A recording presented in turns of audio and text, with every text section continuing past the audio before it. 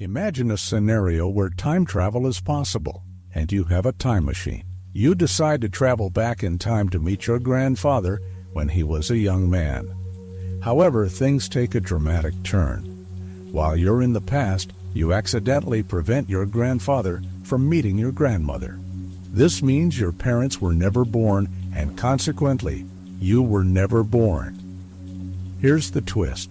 If you were never born, how could you have traveled back in time to prevent your grandfather from meeting your grandmother? If you never existed, you couldn't have gone back in time to create this situation in the first place. This creates a logical contradiction because your actions in the past seem to negate your own existence. This is known as the grandfather paradox. It's a classic problem in discussions about time travel and causality. The paradox challenges our understanding of cause and effect, and it raises questions about the consistency of time and the possibility of altering the past. To visualize this paradox, think of it like this. If you could go back and change events in a way that prevents your own existence, you create a situation where you shouldn't have been able to make those changes. This creates a paradox where the cause, your time travel, contradicts the effect, your existence. The grandfather paradox is not just a theoretical puzzle. It has significant implications for our understanding of time travel. If such time travel were possible, it could lead to contradictions and complex issues regarding causality and the flow of time. The grandfather paradox leads to intriguing questions about the nature of time and reality. If time travel to the past could result in such paradoxes, what does this mean for the possibility of traveling back in time? One common response to the paradox involves the concept of parallel universes or alternate timelines. According to this theory, if you were to travel back in time and alter events, you would create a new parallel timeline where the changes take place. In this new timeline, your actions would have prevented your own existence in that specific timeline, but it wouldn't affect the original timeline you came from. In this way, the grandfather paradox is resolved by suggesting that time travel creates branching timelines rather than altering a single, fixed timeline. Each timeline remains consistent within its own context, avoiding contradictions by separating the changes into different realities. Another approach to addressing the paradox is the idea of time loops or closed time-like curves. This theory suggests that events in the past are part of a closed loop, meaning that any actions you take when traveling back in time are already accounted for in the timeline. Essentially, you might find that you cannot change significant events in the past because they are already integrated into the timeline. In this view, the paradox is resolved by the idea that the timeline is self-consistent. Your actions, even if they seem to contradict the possibility of your existence, are part of a larger, unchangeable loop of events that doesn't allow for contradictions. The grandfather paradox also prompts discussions about the limitations of our understanding of time and causality. It challenges our intuitive notions of cause and effect and forces us to reconsider how we think about the flow of time and the possibility of altering past events. The grandfather paradox is more than just a philosophical puzzle. It has implications for various fields, including physics, philosophy, and even popular culture. The paradox stimulates discussions about the nature of time, causality, and the feasibility of time travel. In physics, the paradox raises questions about the consistency of physical laws and the possibility of time travel. While many theories, such as Einstein's theory of relativity, allow for the theoretical possibility of time travel, they also imply constraints that could prevent paradoxes like the grandfather paradox from occurring. For example, some physicists argue that certain conditions, such as the need for infinite energy or closed time-like curves, may prevent paradoxical scenarios. Philosophically, the paradox challenges our understanding of determinism and free will. If time travel were possible, it could lead to questions about whether our actions are predetermined or whether we have the freedom to alter the course of events. The paradox forces us to grapple with the implications of altering past events and the potential consequences for our understanding of reality. In popular culture, the grandfather paradox has inspired numerous works of fiction, from novels to movies, exploring the complexities and consequences of time travel. These fictional portrayals often play with the paradox in creative ways, highlighting the challenges and potential solutions to time travel dilemmas. Looking ahead, the grandfather paradox remains a valuable thought experiment for exploring the boundaries of our understanding of time and reality. While time travel remains a theoretical concept, the paradox provides insights into the challenges and limitations that would arise if such phenomena were possible. In summary, the grandfather paradox is a compelling puzzle that prompts us to reconsider our notions of time, causality, and the nature of reality. By examining the paradox and its implications, we gain a deeper understanding of the complexities associated with time travel and the broader philosophical questions it raises. Liar's Paradox. The liar paradox is a classic and intriguing puzzle in philosophy and logic that explores the nature of truth and self-reference. The paradox arises from statements that make reference to themselves in a way that creates a logical contradiction. To understand this paradox, let's delve into its basic form and the implications it has on our understanding of logic. The fundamental version of the liar paradox can be expressed with the statement, "This statement is false." To unpack this, we need to examine the truth value of the statement. If we assume that the statement is true, then it must accurately describe itself as false. However, if it is indeed false, then the statement is actually true, as it claims to be false. This leads to a contradiction because the statement cannot consistently be both true and false at the same time. This paradox highlights a problem with self-referential statements in traditional binary logic systems, where statements are typically categorized as either true or false. The liar paradox challenges this binary classification by creating a scenario where a statement's truth value cannot be definitively determined. The liar paradox has roots in ancient philosophical discussions.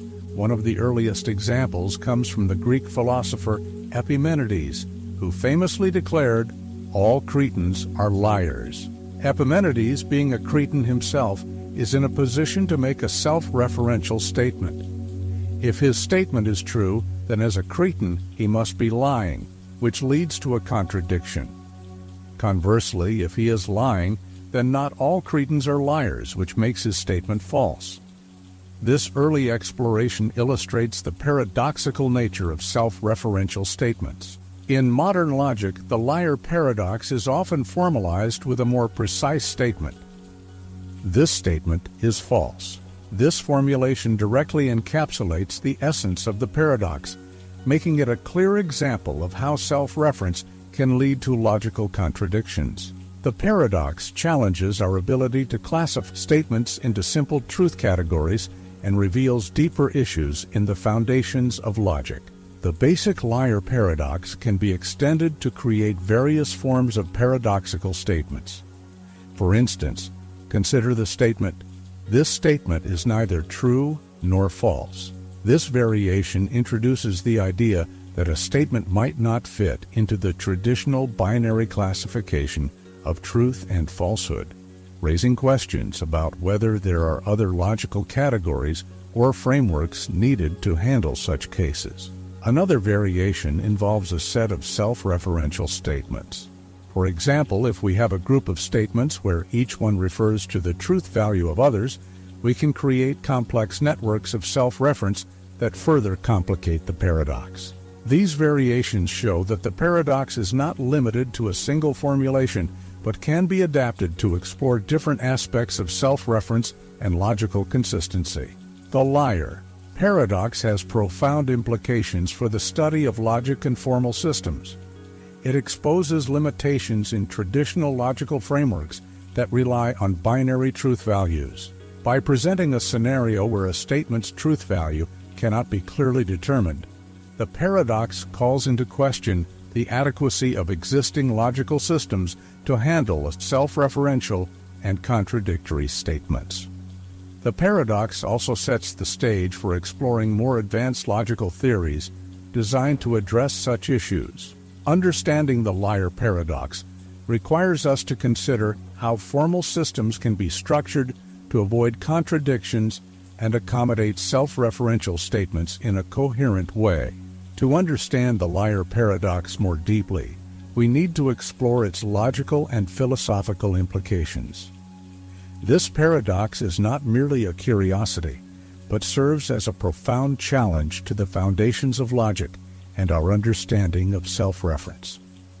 By examining these implications, we can better appreciate the complexities involved and the broader impact on formal reasoning. The liar paradox highlights significant issues with classical logic systems, particularly concerning self-reference and the concept of truth. In classical logic, statements are traditionally classified as either true or false. However, the liar paradox creates a situation where this binary classification fails. The statement, "This statement is false," cannot be neatly categorized as true or false without leading to contradiction. The paradox challenges the assumption that every statement must have a clear truth value. If a statement refers to itself and creates a logical loop, traditional binary logic cannot provide a consistent answer. This indicates a limitation in classical logical systems and suggests that they may not be fully equipped to handle all types of self-referential statements. The implications of the liar paradox extend to formal systems in mathematics and logic. Formal systems are designed to provide a rigorous framework for reasoning and to avoid contradictions. However, the liar paradox exposes vulnerabilities in these systems, particularly when they involve self-reference. One approach to addressing this issue is to modify formal systems to prevent self-referential statements from causing contradictions. For instance, type theory, developed by Bertrand Russell and others, introduces a hierarchy of types to avoid self-reference. In this system, sets are organized into different levels, and a set cannot contain itself or other sets of the same or higher level. This hierarchical approach helps to avoid paradoxes by preventing the creation of self-referential statements. Philosophically, the liar paradox raises important questions about the nature of truth and meaning. It challenges the idea that statements can be universally categorized as true or false, and invites us to consider more nuanced approaches to understanding truth. The paradox suggests that there may be limitations to our traditional notions of truth, and that alternative frameworks may be necessary to address self-referential statements. The paradox also highlights the complexity of language and meaning. When a statement refers to itself, it can create logical loops that defy conventional understanding. This has implications for how we approach meaning and interpretation in language, suggesting that self-reference can lead to challenges that require careful consideration. In response to the challenges posed by the liar paradox, various alternative approaches have been developed. One such approach is semantic theory, which explores how meaning and truth can be handled in the presence of self-reference. Semantic theories aim to provide a framework for understanding how statements about truth can be consistently defined and interpreted. Another approach is dialetheism, which allows for statements to be both true and false simultaneously. This perspective challenges the classical binary view of truth and offers a way to handle self-referential paradoxes by accepting that some statements may have multiple truth values. Dialetheism provides a way to accommodate paradoxes like the liar paradox without resorting to contradictions. The liar paradox has influenced both logic and philosophy by highlighting the limitations of classical approaches and prompting the development of new theories. It has led to deeper investigations into the nature of truth, self-reference, and formal reasoning. The paradox serves as a catalyst for exploring more sophisticated logical frameworks and philosophical perspectives. By examining the liar paradox and its implications, we gain insight into the challenges of defining and understanding truth in the presence of self-reference. The paradox serves as a reminder of the complexity of logical systems and the need for careful consideration when dealing with self-referential statements. The liar paradox not only challenges our understanding of logic and truth, but also has significant implications for various fields beyond philosophy and formal logic. Its impact extends into areas such as computer science, mathematics, and linguistics, influencing both theoretical and practical considerations. In computer science, the liar paradox underscores the importance of addressing self-reference and recursion in programming and algorithm design. Self-referential constructs such as recursive functions are common in programming, but must be carefully managed to avoid paradoxical outcomes. For instance, a function that calls itself without proper termination conditions can lead to infinite loops or undefined behavior, mirroring the paradoxical issues of self-reference seen in the liar paradox. To handle self-reference in programming, techniques such as base cases in recursion are employed to prevent infinite loops and ensure that functions eventually terminate. These techniques are designed to avoid the paradoxical pitfalls that can arise when self-reference is not properly constrained. Understanding and managing recursion is crucial in developing reliable and efficient algorithms, and insights from paradoxes like the liar paradox contribute to this understanding. The liar paradox has influenced mathematical logic by highlighting the need for more robust systems to handle self-referential statements. One significant development is the introduction of Gödel's incompleteness theorems, which explore limitations in formal systems and the nature of self-reference. Gödel's theorems demonstrate that in any sufficiently complex formal system, there are statements that cannot be proven true or false within the system itself, echoing the self-referential issues posed by the liar paradox. Gödel's work builds on the ideas presented by the liar paradox and extends them to a broader context, showing that no formal system can be both complete and consistent. This has profound implications for the foundations of mathematics and formal reasoning, highlighting the inherent limitations in our ability to fully capture truth and consistency within formal systems. In linguistics, the liar paradox informs the study of self-reference and meaning in language. Self-referential statements, such as those found in the paradox, challenge traditional notions of how meaning is constructed and interpreted.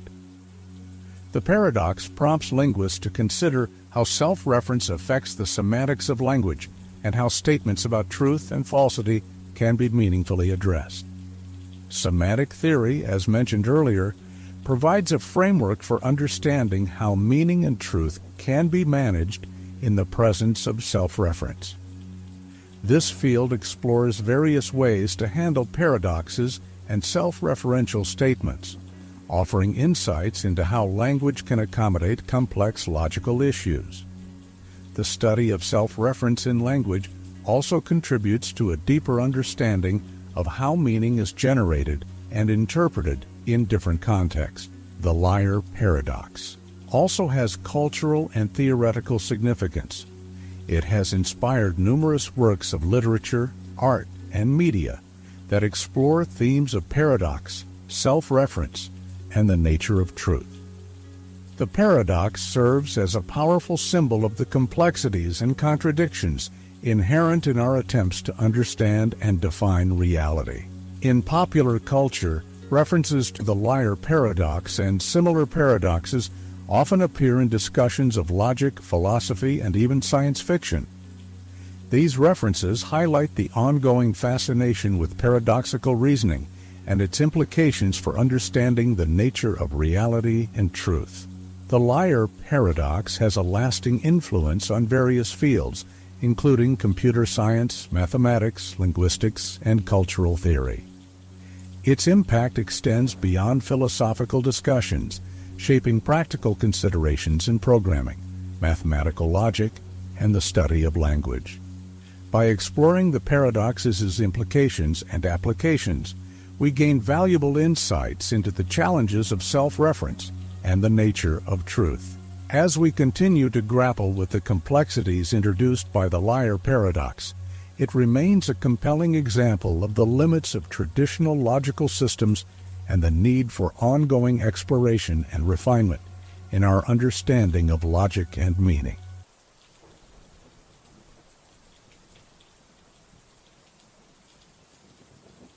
Ship of Theseus?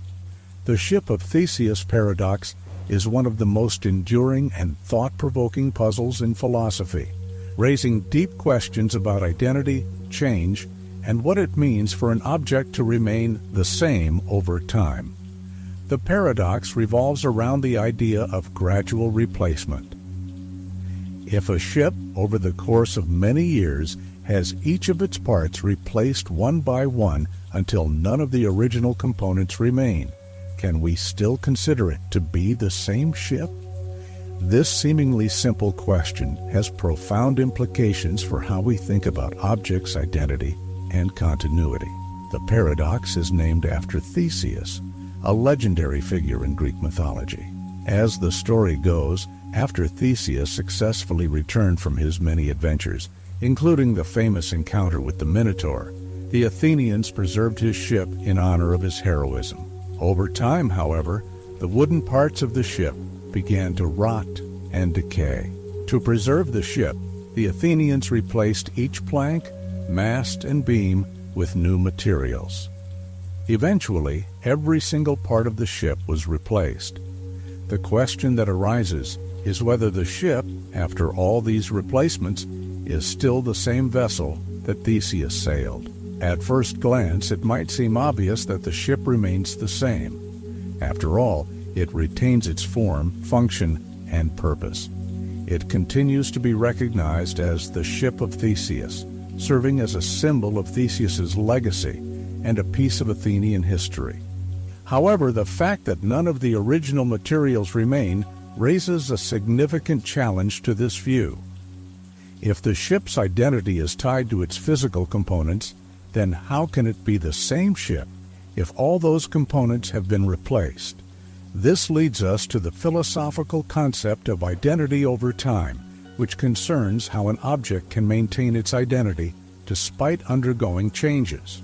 One approach to this question is to focus on physical continuity, the idea that an object's identity is preserved as long as there is some form of physical continuity between its past and present states. According to this view, the ship's identity would be compromised as its original parts are replaced, and it would eventually become a different ship once all the parts are new. However, this approach raises further questions.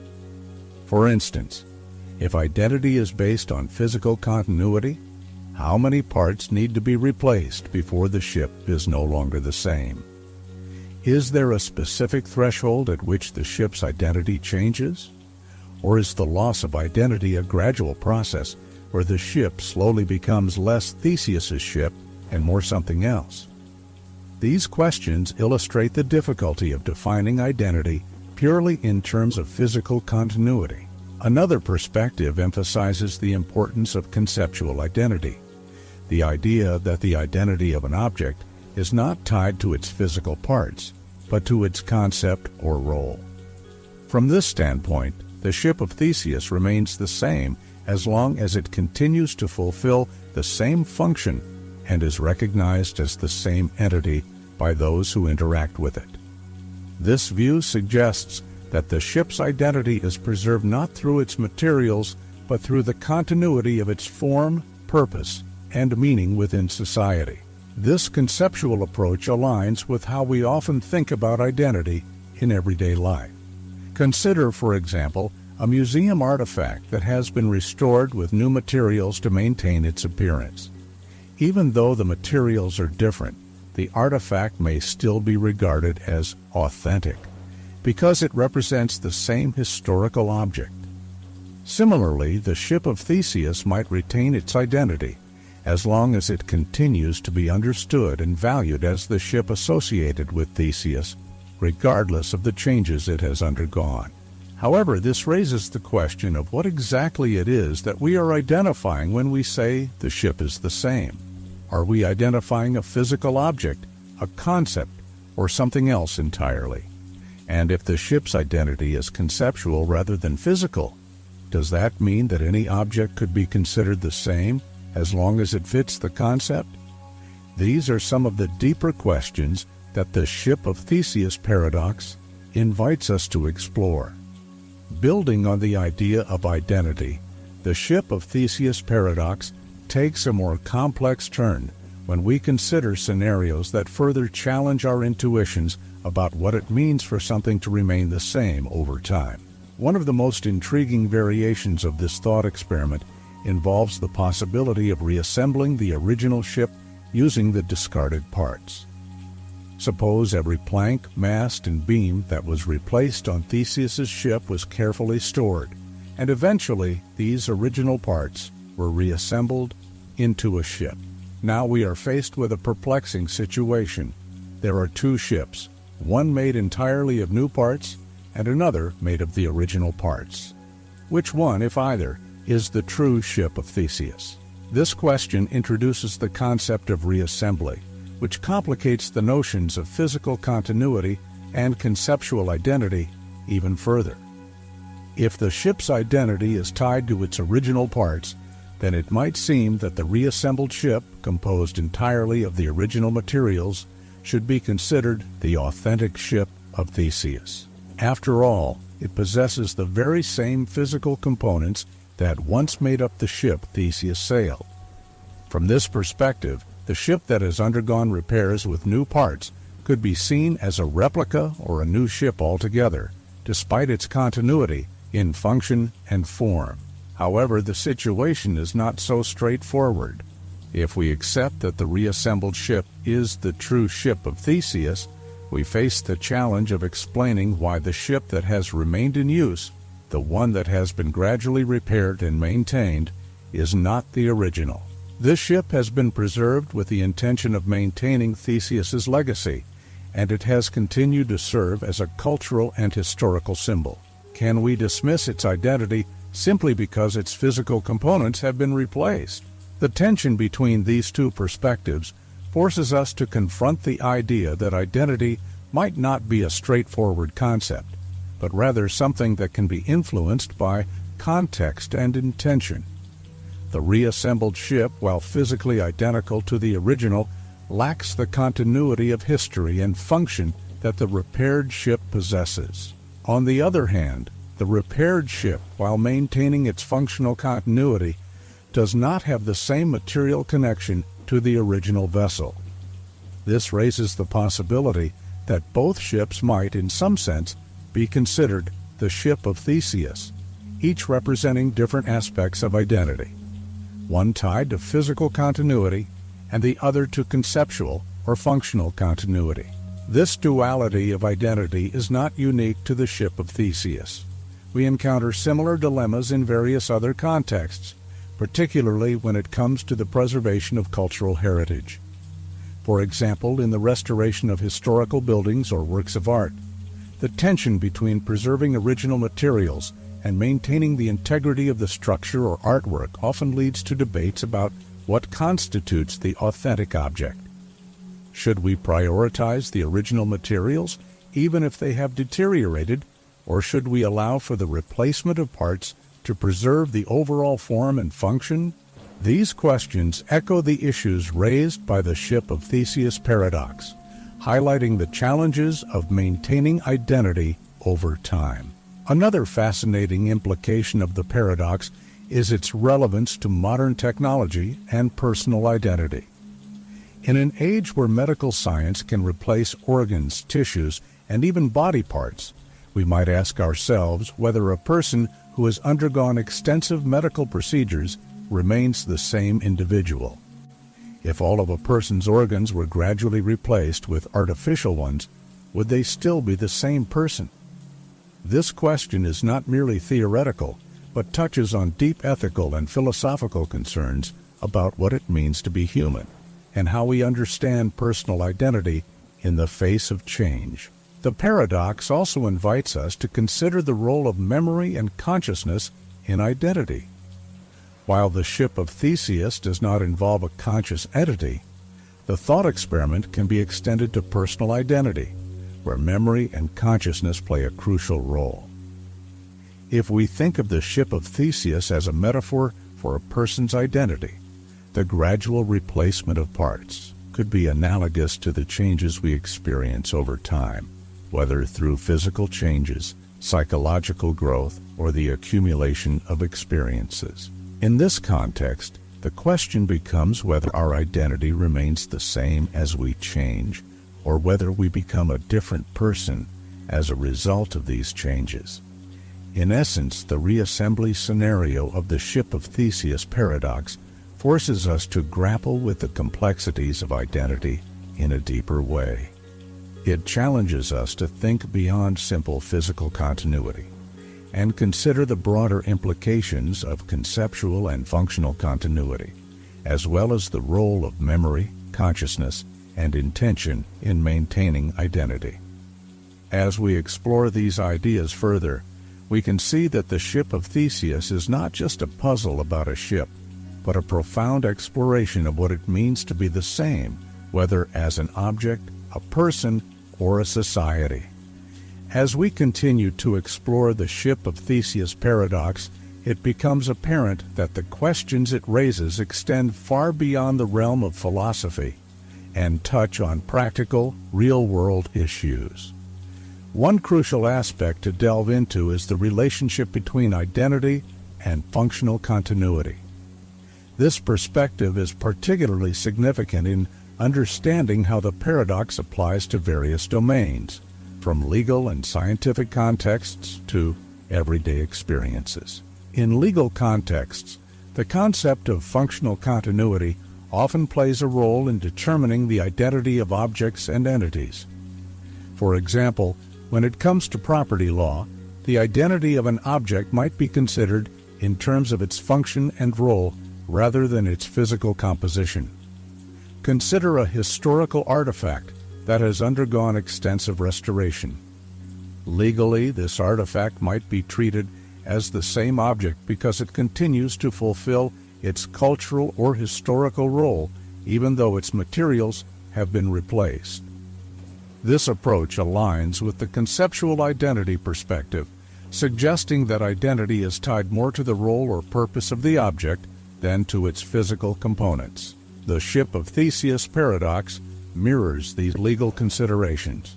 If a ship is continuously repaired and maintained to serve its intended purpose, its legal identity might be preserved, even if its physical parts are entirely new. Conversely, if we were to reassemble the original parts into a new ship, the legal and functional implications of this reassembly could be complex. Which ship would be considered the legal ship of Theseus? And how would this affect its status, ownership, or historical significance? The ship of Theseus paradox also has intriguing parallels in biology and technology. In the biological world, organisms undergo continuous changes through growth, repair, and regeneration. For instance, human cells are constantly being replaced, yet we consider the person to remain the same individual over time. This biological analogy prompts us to reflect on how identity is maintained despite the replacement of individual components.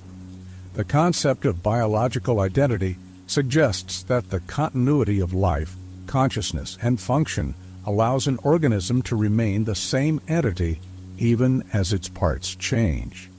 In technology, similar issues arise with the maintenance and upgrade of machines and systems. Consider a computer that has had its hardware components upgraded over the years. While the individual parts have changed, The computer is often still regarded as the same entity because it continues to perform the same functions and fulfill the same role. This scenario illustrates the idea of functional continuity. The identity of the computer is preserved through its ongoing performance and purpose, despite changes in its physical components. The ship of Theseus paradox also raises ethical and philosophical questions about the nature of identity and change. One important consideration is the idea of personal identity in the context of life and death. As we undergo changes in our bodies and minds, what ensures that we remain the same person? This question is particularly relevant in discussions about personal identity and consciousness. If a person's memories, thoughts, and experiences remain intact despite physical changes, does this continuity of consciousness suffice to maintain personal identity? Philosophers have explored various theories to address these questions. For example, psychological continuity theories argue that identity is preserved through the continuity of psychological states, such as memories and personality traits. This perspective suggests that as long as a person's consciousness and psychological characteristics persist, they remain the same individual, even if their physical body changes significantly. This theory provides a framework for understanding how personal identity can be maintained over time, despite the replacement of physical components. Another philosophical angle involves the concept of narrative identity. According to this view, identity is not solely tied to physical or psychological continuity, but also to the ongoing narrative or story of an individual's life. This narrative perspective emphasizes that our sense of self is shaped by the way we perceive and narrate our experiences, rather than just by our physical or psychological states. From this standpoint, as long as the story or narrative of a person's life remains coherent, their identity is preserved. The ship of Theseus paradox also extends to cultural and societal contexts. In many cultures, traditions and symbols undergo changes over time while retaining their core significance. For example, religious artifacts, monuments, and national symbols often experience alterations, repairs, and renovations, yet they continue to be regarded as embodying the same cultural or historical values. This cultural continuity reflects a broader understanding of identity that encompasses more than just physical components, emphasizing the importance of shared meaning and significance. Similarly, societal institutions and practices may evolve over time while retaining their fundamental roles and functions. Consider a historical institution like a university or a political office that has undergone numerous changes in its structure and personnel. Despite these changes, the institution may still be recognized as fulfilling the same role and maintaining the same core identity within society. In conclusion, the ship of Theseus paradox offers profound insights into the nature of identity and change. By examining the concepts of functional continuity, legal identity, and personal identity, we gain a deeper understanding of how objects, individuals, and institutions can remain the same despite undergoing significant transformations. The paradox challenges us to rethink our assumptions about identity and invites ongoing reflection on the complex interplay between physical components, function, and meaning. Dichotomy paradox. Zeno's dichotomy paradox is a fascinating thought experiment that explores the nature of motion and the infinite. Imagine you're about to run a race. According to Zeno, before you can cross the finish line, you must first cover half the distance to it. Once you've reached that halfway point, you need to cover half of the remaining distance. Then you continue by covering half of what's left, and so on infinitely. This might sound straightforward, but it leads to a perplexing question. How can you ever reach the finish line if there are infinitely many distances to cover? To visualize this, picture yourself running. As you start, you cover half of the total distance. After reaching this point, you then need to cover half of what remains. You keep halving the distance in front of you, creating an endless sequence of tasks. It seems that no matter how far you run, there's always more distance to cover. This infinite division suggests that you should never reach the finish line, which creates a paradox. How can something finite be completed if it involves an infinite number of steps? This paradox challenges our intuitive understanding of space and motion. We experience the world as if we can move from one point to another without endless obstacles. Yet, Zeno's paradox suggests that if there are infinite steps to take, completing a journey becomes an impossible task. Zeno's paradox wasn't just a mathematical puzzle, it was also a philosophical challenge. Zeno was a follower of Parmenides, who argued that change and motion are illusions. By presenting the dichotomy paradox, Zeno aimed to show that the concept of motion leads to logical contradictions. If you need to cover an infinite number of steps, it appears that motion itself is impossible. The paradox invites us to question the nature of reality and our understanding of space and time. It makes us wonder if our intuitive grasp of motion is flawed. If an infinite process is required to complete a finite task, does that mean motion is fundamentally impossible?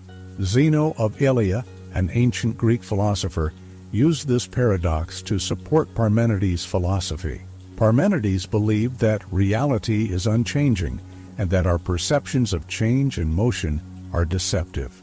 Zeno's paradoxes, including the dichotomy paradox, were designed to demonstrate contradictions in the notion of motion and change. By presenting these paradoxes, Zeno challenged his contemporaries to rethink their assumptions about the nature of reality. He used paradoxical scenarios to highlight what he saw as the logical flaws in the idea of movement and change. Today, while the dichotomy paradox presents an intriguing challenge, modern mathematics provides a resolution. Calculus, developed by mathematicians like Isaac Newton and Gottfried Wilhelm Leibniz, offers tools to understand infinite processes and continuous motion. Through calculus, we learn that although there are infinitely many steps, their size diminishes quickly enough to allow us to complete a finite journey. This modern understanding helps us see how infinite processes can result in finite outcomes. It also shows that while Zeno's paradox presents a theoretical problem, it does not prevent us from experiencing and understanding motion in our daily lives. In everyday life, we often deal with tasks that seem infinite but are completed in reality. For example, when working on a project or solving a problem, we might feel overwhelmed by the number of steps involved. However, we manage to complete the task, demonstrating that even when faced with seemingly infinite challenges, we can achieve our goals. Zeno's dichotomy paradox, though ancient, remains a powerful reminder of the complexities involved in understanding motion and infinity. It encourages us to reflect on our perceptions and appreciate the ways in which mathematical and philosophical insights help us make sense of the world. So, how does this align with what we experience in reality? In practical terms, people do reach their destinations, despite the notion of infinite steps. The key lies in understanding how infinite divisions can still result in a finite journey. Imagine you're walking towards a goal, like walking across a room. If you think about the journey in terms of dividing it into increasingly smaller steps, it can help clarify the paradox. Each step you take might seem to get smaller and smaller, but your progress doesn't stop. You eventually reach the other side of the room. This demonstrates how, even with an infinite number of steps, you can complete the journey.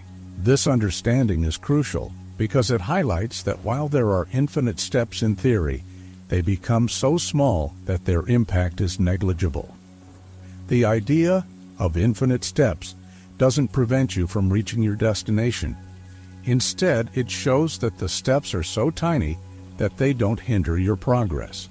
Think about everyday tasks that might seem endless but are completed nonetheless. For example, if you're assembling a piece of furniture, you might have a series of steps to follow, each involving detailed adjustments. While the process seems intricate, you eventually finish the task. This mirrors the idea that despite having many smaller tasks or steps, you can complete the entire process. Another example is writing a book. You start with a blank page and fill it with words, paragraph by paragraph. Each part of the writing process might feel like a small step, but ultimately, these steps add up to a complete manuscript. The infinite nature of the task in theory doesn't prevent the actual completion of the book. The dichotomy paradox also invites us to reflect on how we perceive time and motion. It challenges our intuitive understanding of these concepts by suggesting that an infinite sequence should prevent us from reaching a conclusion. In reality, our experience of time and motion is continuous and seamless. Psychologically, dealing with tasks that feel endless can be overwhelming. However, understanding that small incremental progress leads to a final result helps us manage and complete these tasks. This practical approach aligns with the paradox's resolution, showing that despite theoretical complexities, we can achieve our goals. The dichotomy paradox has influenced various fields, including mathematics, philosophy, and even popular culture. It highlights the importance of understanding how infinite processes work and how they relate to our finite experiences. In mathematics, the paradox spurred the development of new concepts to address infinite series and continuity. In philosophy and culture, the paradox serves as a metaphor for exploring the limits of human understanding and the nature of reality. It encourages us to think deeply about how we experience and conceptualize the world, pushing the boundaries of our knowledge and intuition. Zeno's dichotomy paradox was not just a philosophical puzzle. It played a significant role in the development of mathematical concepts. Although Zeno himself didn't provide a resolution, his paradoxes inspired later mathematicians to develop tools to handle infinite processes.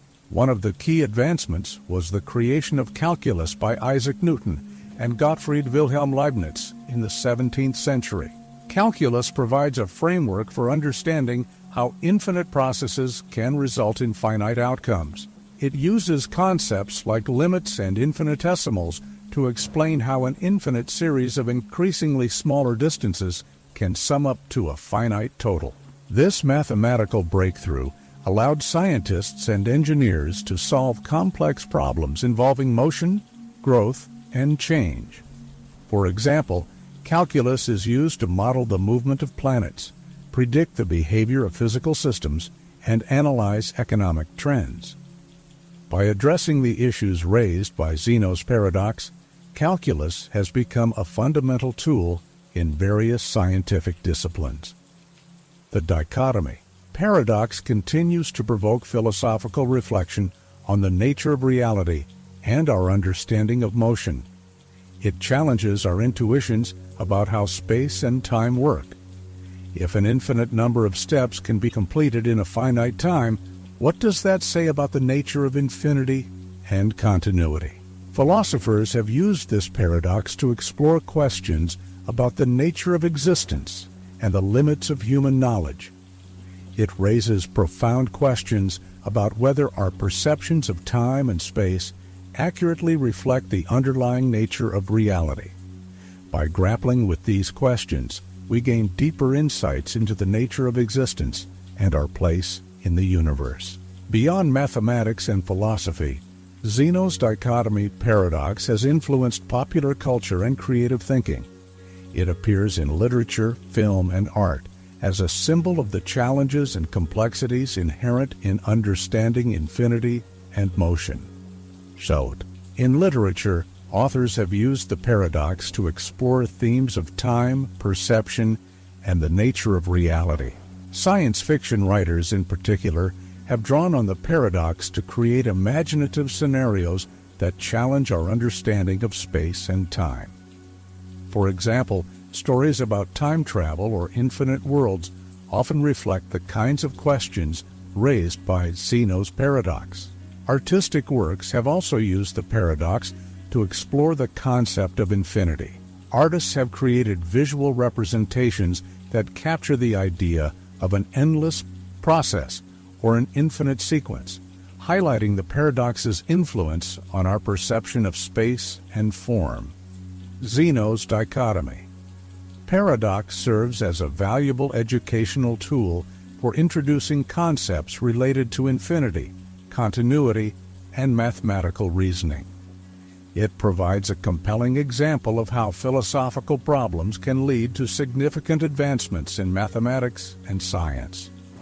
By studying Zeno's paradox, students and scholars can explore fundamental ideas about motion and infinity, while also appreciating the historical development of mathematical and philosophical thought. The paradox encourages critical thinking and helps students develop a deeper understanding of how abstract concepts can be applied to real-world problems. In summary, Zeno's dichotomy. Paradox is more than just an ancient puzzle. It's a gateway to exploring profound questions about the nature of motion, infinity, and reality. Its impact extends across mathematics, philosophy, culture, and education. By examining this paradox, we gain valuable insights into how we understand the world and how we tackle complex problems.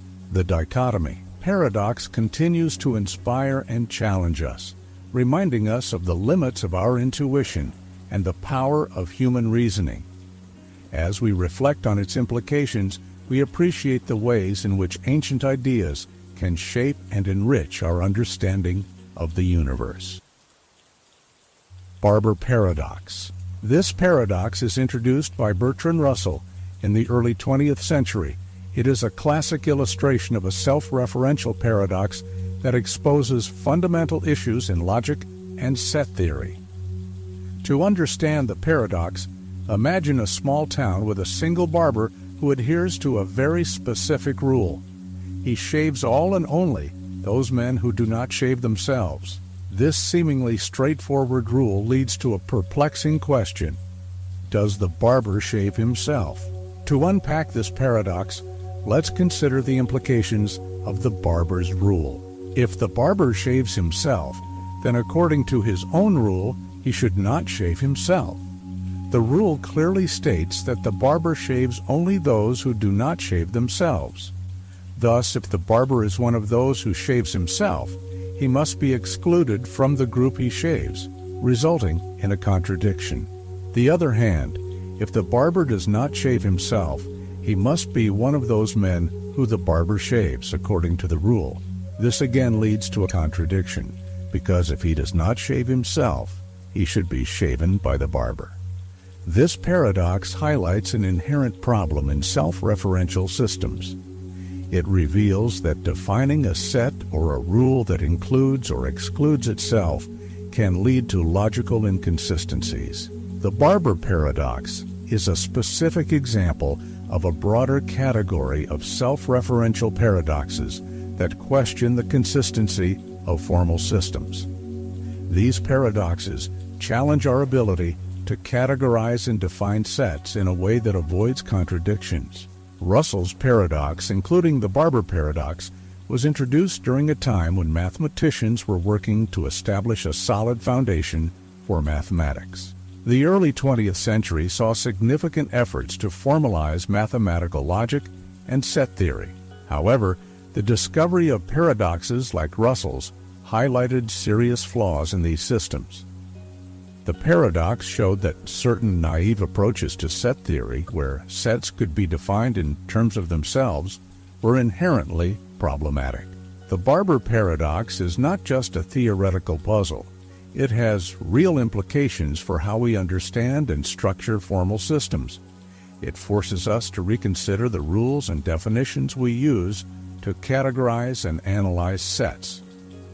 By presenting a scenario where a barber's self-referential rule leads to a logical contradiction, Russell's paradox underscores the need for more robust frameworks in mathematics and logic. As we delve deeper into the paradox, we will see how it influences the development of modern logic and set theory. The Barber paradox serves as a catalyst for revising and refining formal systems to address self-reference issues and avoid contradictions. Understanding this paradox is crucial for appreciating the evolution of mathematical logic and the ongoing efforts to create consistent and reliable formal systems. To grasp the depth of the Barber paradox, it's crucial to explore its logical and philosophical implications. The paradox does more than just illustrate a logical inconsistency. It delves into the complexities of self-reference and formal systems. Understanding these aspects requires examining how the paradox relates to broader logical issues and its impact on modern mathematics and philosophy. At its core, the Barber paradox challenges our understanding of set theory and self-reference. It questions the validity of constructing sets or rules that refer to themselves. This self-referential nature is where the paradox originates. The barber's rule creates a scenario where the barber's identity as a member of the set he shaves leads to a logical contradiction. This reflects a more general problem in formal logic: how to handle statements or sets that refer to themselves without causing inconsistencies. One of the significant logical issues highlighted by the paradox is the problem of defining a set that includes or excludes itself. This issue is not unique to the Barber paradox, but is a common theme in various self-referential paradoxes. For instance, the classic Russell's paradox presents a set of all sets that do not contain themselves. Both paradoxes expose the limitations of naive set theory, where sets can be defined without restrictions on their membership criteria. The Barber paradox also illustrates the broader concept of self-reference in logic.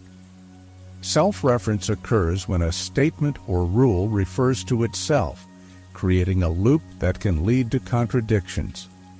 In formal logic, handling self-reference requires careful definitions and constraints to avoid paradoxical outcomes. The paradox serves as a cautionary tale about the dangers of self-referential definitions and the need for more rigorous logical frameworks. In response to paradoxes like the Barber paradox, mathematicians and philosophers have developed several solutions to address self-reference issues. One approach is to revise the foundational principles of set theory. For example, type theory, introduced by Bertrand Russell himself, offers a solution by categorizing sets into different types to prevent self-reference. In this system, sets are organized hierarchically, and a set of a certain type cannot contain sets of the same or higher type. This prevents self-referential definitions and avoids the paradoxes associated with them. Another influential approach is Zermelo-Fraenkel's set theory, which incorporates axiom of regularity and other constraints to avoid paradoxes. The axiom of regularity, also known as the axiom of foundation, ensures that no set is a member of itself, thereby preventing self-referential definitions that lead to paradoxes. ZF set theory provides a more consistent framework for dealing mind-bending paradoxes. 21. With sets, and avoids the contradictions highlighted by the Barber paradox and similar issues. These responses demonstrate the evolution of mathematical logic in addressing paradoxes and ensuring consistency within formal systems. They reflect the ongoing effort to refine and strengthen the foundations of mathematics in light of the challenges posed by paradoxes. Beyond mathematics, the Barber paradox has philosophical implications for our understanding of formal systems and self-reference. It raises questions about the nature of definitions and the limits of formal reasoning. The paradox highlights the need for precise definitions and constraints in any formal system to avoid contradictions. Philosophically, The paradox also touches on issues related to language and meaning. It challenges our ability to create consistent rules and definitions when dealing with self-reference. The paradox underscores the complexity of formalizing concepts and the importance of carefully constructing systems to avoid logical inconsistencies. To fully appreciate the significance of the Barber paradox, it's important to examine its impact on various fields beyond pure logic and set theory. This paradox not only influenced the development of mathematical frameworks, but also left a lasting mark on computer science, philosophy, and the study of formal systems. By exploring these areas, we gain a deeper understanding of how the Barber paradox has shaped modern thought. The Barber paradox has notable implications for computer science, particularly in the areas of programming and database theory. Self-referential paradoxes highlight challenges in designing algorithms and systems that must handle recursive definitions and queries. In programming, recursion is a common technique where functions call themselves. While recursion is powerful, it can lead to complications if not managed properly. The Barber paradox exemplifies the types of issues that can arise from self-referential constructs. In database theory, similar challenges are encountered when dealing with recursive queries and hierarchical data structures. For example, consider a database of organizational structures where an employee can have subordinates, and those subordinates can have their own subordinates, forming a hierarchy. Querying such recursive structures requires careful design to avoid paradoxical results or infinite loops. The lessons learned from paradoxes like the Barber paradox help in creating more robust database systems that can handle recursion without running into contradictions. The Barber paradox also resonates with philosophical inquiries into the nature of truth, self-reference, and the limits of human cognition. Philosophers have long grappled with questions about how self-referential statements can lead to paradoxes and what this reveals about the nature of meaning and truth. The Barber paradox serves as a concrete example of how self-reference can create logical problems, prompting deeper reflection on the nature of statements and their logical consistency. In cognitive science, the paradox highlights the challenges humans face when dealing with complex self-referential systems. Understanding and resolving such paradoxes requires sophisticated cognitive abilities and reasoning skills. By studying how individuals approach and resolve paradoxes, researchers gain insights into human cognition and the limits of our logical capacities. In education, the Barber paradox is used to illustrate key concepts in logic and mathematics. It serves as a valuable teaching tool for demonstrating the complexities of self-reference and the importance of formal definitions. Educators use the paradox to encourage critical thinking and to show how logical systems must be carefully constructed to avoid contradictions. Teaching the Barber paradox also introduces students to the broader context of paradoxes and their significance in mathematical and philosophical discussions. By exploring the paradox, students learn about the historical development of logical systems and the ongoing efforts to address foundational issues in mathematics. The paradox helps students appreciate the importance of precision and consistency in formal reasoning. The Barber paradox has also made its way into cultural and literary discussions as a symbol of the complexities of logic and self-reference. In literature, self-referential paradoxes often appear as motifs that explore themes of identity, truth, and the nature of reality. The Barber paradox, like other logical paradoxes, serves as a metaphor for the challenges of understanding and defining complex concepts.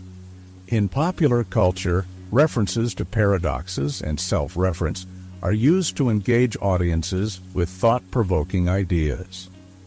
For example, Films and books, mind-bending paradoxes that explore themes of recursion and self-reference often draw on the ideas illustrated by the Barber paradox. These cultural references help to popularize and disseminate the ideas associated with formal logic and paradoxes, making them accessible to a broader audience. The Barber paradox extends far beyond its origins in set theory and logic. Its influence spans computer science, philosophy, education, and popular culture. By examining its impact on these diverse fields, we gain a deeper appreciation for the paradox's significance and the ongoing efforts to address the challenges it presents. The Barber paradox serves as a reminder of the complexities involved in formal reasoning and the need for rigorous frameworks to handle self-referential constructs. As we continue to grapple with these issues, the paradox remains a powerful tool for exploring the limits of human understanding and the nature of formal systems. Paradox of choice. The paradox of choice centers on a seemingly counterintuitive idea. Having more options doesn't always lead to greater satisfaction. In fact, it can sometimes result in greater dissatisfaction. This paradox was popularized by psychologist Barry Schwartz in his book, The Paradox of Choice: Why More is Less. To understand this paradox, let's begin with a simple scenario. Imagine you're at an ice cream shop with 10 flavors to choose from. On the surface, having more flavors seems like a great advantage. You can pick exactly what you want. However, when faced with so many choices, you might feel overwhelmed and struggle to make a decision. This overwhelming feeling can lead to anxiety, regret, and even dissatisfaction with the choice you eventually make. Schwartz argues that this paradox stems from several factors. One major factor is decision fatigue. When faced with numerous options, the cognitive load of evaluating each option can be exhausting. This fatigue can reduce our ability to make satisfying choices and can even lead to indecision or decision paralysis, where no choice feels completely right. Another factor is the concept of regret. When there are many options, you may constantly second-guess your choice. You might worry that another option could have been better, leading to feelings of regret. This regret can overshadow the satisfaction you get from your chosen option, making you feel less happy overall. In addition, the expectation of perfection plays a role. When there are many options, people might hold out for the perfect choice, believing that if they search long enough, they will find the ideal option. This quest for perfection can lead to dissatisfaction with even the best options, as they may fall short of the imagined ideal. The paradox also highlights the impact of choice overload on our well-being. Research has shown that when people are presented with too many options, they often experience a decrease in satisfaction and increased stress.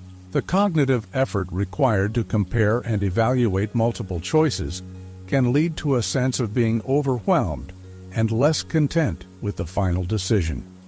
As we continue to explore this paradox, it's important to consider how the number of choices we face in various aspects of life, such as shopping, career decisions, and personal relationships, can influence our overall happiness and well-being. In the next part, we will delve into the psychological mechanisms behind the paradox of choice, examining how various factors contribute to the paradox and exploring real-world examples of how choice overload affects decision-making and satisfaction. To further understand the paradox of choice, it's essential to delve into the psychological mechanisms that contribute to the paradox. Several key concepts help explain why having too many choices can lead to less satisfaction and greater anxiety. One crucial factor is maximization versus satisficing. Maximizers are individuals who strive to make the best possible choice by thoroughly exploring all available options. They are often motivated by the desire to achieve the most optimal outcome. In contrast, satisficers are content with a choice that meets their criteria and does not feel the need to search for the best possible option. Research has shown that maximizers are more likely to experience anxiety and regret as they continuously evaluate whether their choice is the absolute best. This tendency can lead to lower overall satisfaction compared to satisficers, who are more likely to be content with their decisions. The concept of choice paralysis also plays a significant role in the paradox of choice. When faced with an overwhelming number of options, individuals may experience difficulty in making a decision. This paralysis can lead to delays in decision-making or avoidance of making a choice altogether. The stress and frustration associated with not being able to choose can reduce overall satisfaction and lead to negative emotional outcomes. Another important aspect is the role of self-doubt. When people have too many options, they may second-guess their decisions and question whether they made the right choice. This self-doubt can be exacerbated by the fear of missing out on a better option or the belief that there was a more optimal choice they didn't consider. This constant questioning can undermine the satisfaction and enjoyment that might otherwise come from the chosen option. Social comparison is another factor influencing the paradox of choice. When there are many options, people often compare their choice to those of others. This comparison can lead to feelings of inadequacy or dissatisfaction, especially if they perceive that others have made better choices. Social comparison can amplify feelings of regret and diminish the pleasure derived from the chosen option. The asterisk cost of opportunity is also a significant factor. The more options available, the greater the opportunity cost of each choice. When people have to choose from many options, they become more aware of what they are giving up with each decision. This awareness of opportunity cost can lead to greater dissatisfaction with the chosen option, as individuals may dwell on what they missed out on. In the next part, we will examine real-world examples of how the paradox of choice manifests in various contexts, such as consumer behavior, career decisions, and personal relationships. We will also explore potential strategies to mitigate the negative effects of choice overload and enhance overall satisfaction. The paradox of choice has significant implications across various aspects of life, including consumer behavior, career decisions, and personal relationships. By examining real-world examples and strategies for managing choice overload, we can gain insights into how to navigate this paradox effectively. Consumer behavior. One of the most well-known examples of the paradox of choice is in the context of shopping. When consumers are presented with a wide range of products, they often experience choice overload, which can lead to dissatisfaction and reduced enjoyment of the purchase. For instance, a study conducted on jam selection found that consumers were more likely to purchase a jar of jam when presented with fewer options compared to a larger assortment. The increased variety led to more deliberation and second-guessing, resulting in lower satisfaction with the final choice. The paradox of choice is also evident in career decision-making. With an abundance of career options and opportunities, individuals may struggle to make a choice and feel overwhelmed by the possibilities. This can lead to analysis paralysis, where the pressure to make the best possible decision results in procrastination or indecision. Additionally, the fear of missing out on a potentially better career path can contribute to feelings of dissatisfaction and regret, even after a decision has been made. In personal relationships, the paradox of choice can manifest in the dating world.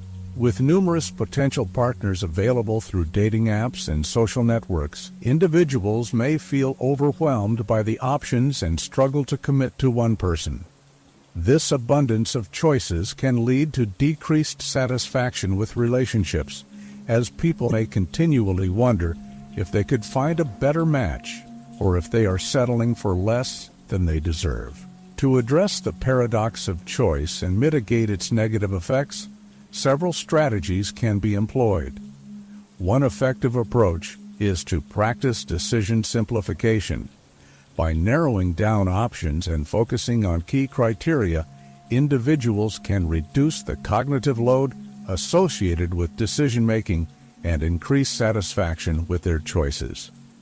For example, setting clear priorities and eliminating less relevant options can make the decision process more manageable. Limiting choices can also help alleviate choice overload. By intentionally restricting the number of options, individuals can reduce the complexity of decision-making and enhance their overall satisfaction.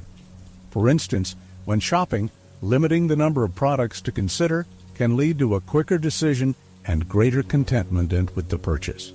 Another strategy is to adopt a satisficing mindset rather than a maximizing one, embracing the idea that a choice does not need to be perfect and that satisfactory options are acceptable can reduce the pressure and anxiety associated with decision-making. By focusing on finding options that meet basic criteria rather than seeking the absolute best, individuals can achieve greater satisfaction and peace of mind. Finally, practicing gratitude and acceptance can help individuals appreciate their choices and reduce feelings of regret. By acknowledging the positive aspects of the chosen option and accepting that no choice is without its trade-offs, people can enhance their overall satisfaction and reduce the negative impact of choice overload. In summary, the paradox of choice provides valuable insights into the complexities of decision-making and the effects of choice overload. By understanding the psychological mechanisms behind the paradox and implementing strategies to manage choice, individuals can navigate their decisions more effectively and enhance their overall satisfaction with their choices. Bootstrap paradox. The bootstrap paradox, also known as the causal loop or ontological paradox, challenges our understanding of time and causality. It arises from scenarios involving time travel where an object or piece of information is sent back in time, only to become the cause of its own existence. This creates a self-sustaining loop with no clear origin point. To illustrate this paradox, consider a classic example: a time traveler who goes back to the past with a copy of a famous novel. The traveler gives the book to a young aspiring writer who reads it and is inspired to become a famous author. This writer then goes on to write the very book that the time traveler brought back in time. In this loop, the book exists without a clear origin. It seems to come from nowhere. The paradox highlights the issue of causal loops, situations where cause and effect loop back on themselves. In the case of the bootstrap paradox, the book's existence creates its own past, leading to a situation where the book has no initial point of creation. This creates a paradoxical situation where the book is perpetually in a loop of its own creation. Understanding the bootstrap paradox requires grappling with time travel theories and how they affect our understanding of causality. Time travel introduces the possibility of moving backwards in time and altering past events, leading to situations where outcomes can become self-fulfilling. In the bootstrap paradox, the information or object travels back in time, causing its own creation, which raises questions about how time and causality are interconnected.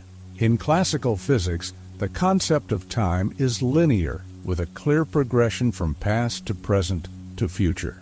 However, the bootstrap paradox introduces a nonlinear perspective where events can loop back on themselves. This nonlinearity challenges our intuitive understanding of how cause and effect should operate, as it defies the straightforward progression of events. The paradox also touches on the nature of information and existence. If a piece of information or an object can exist without a clear origin, it raises questions about the fundamental nature of reality. How can something come into existence without being created or originating from a specific point in time? The bootstrap paradox forces us to reconsider our assumptions about how information and objects come into being. As we delve deeper into the bootstrap paradox, it's important to consider its implications for our understanding of time travel and causal relationships. The paradox challenges traditional notions of time and causality, suggesting that time travel could lead to scenarios where events loop back on themselves, creating complex and paradoxical outcomes. The paradox also raises philosophical questions about the nature of existence and the origin of objects and information. In the next part, we'll explore how the bootstrap paradox unfolds in more detail, examining the logical structure of the causal loop and its implications for our understanding of time and causality. The second part of the bootstrap paradox delves into the logical structure of the causal loop and examines how it affects our understanding of time and causality. By analyzing specific examples and theoretical implications, we can gain a deeper insight into the paradox. To further understand the paradox, let's consider a variation of the classic example. A time traveler who brings back a blueprint for a highly advanced machine. This blueprint is given to a scientist in the past who uses it to build the machine. The machine is then used to send the blueprint back to the time traveler, completing the loop. In this scenario, the blueprint exists without a clear origin, creating a self-sustaining causal loop. This example highlights the recursive nature of the bootstrap paradox. The blueprint and the machine are intertwined in a loop where the creation of one depends on the existence of the other. The loop creates a situation where both the blueprint and the machine seem to exist without an initial point of creation. This recursive nature challenges our conventional understanding of cause and effect, where an event or object should have a clear origin. The paradox also raises questions about the stability of such loops. If an object or piece of information is caught in a loop of self-creation, it might lead to instability or contradictions. For instance, if the blueprint or the machine were to change in some way, it could disrupt the loop and create inconsistencies in the timeline. This raises concerns about the feasibility of such loops and whether they can exist in a consistent and stable manner. Another important aspect of the bootstrap paradox is its impact on logical consistency.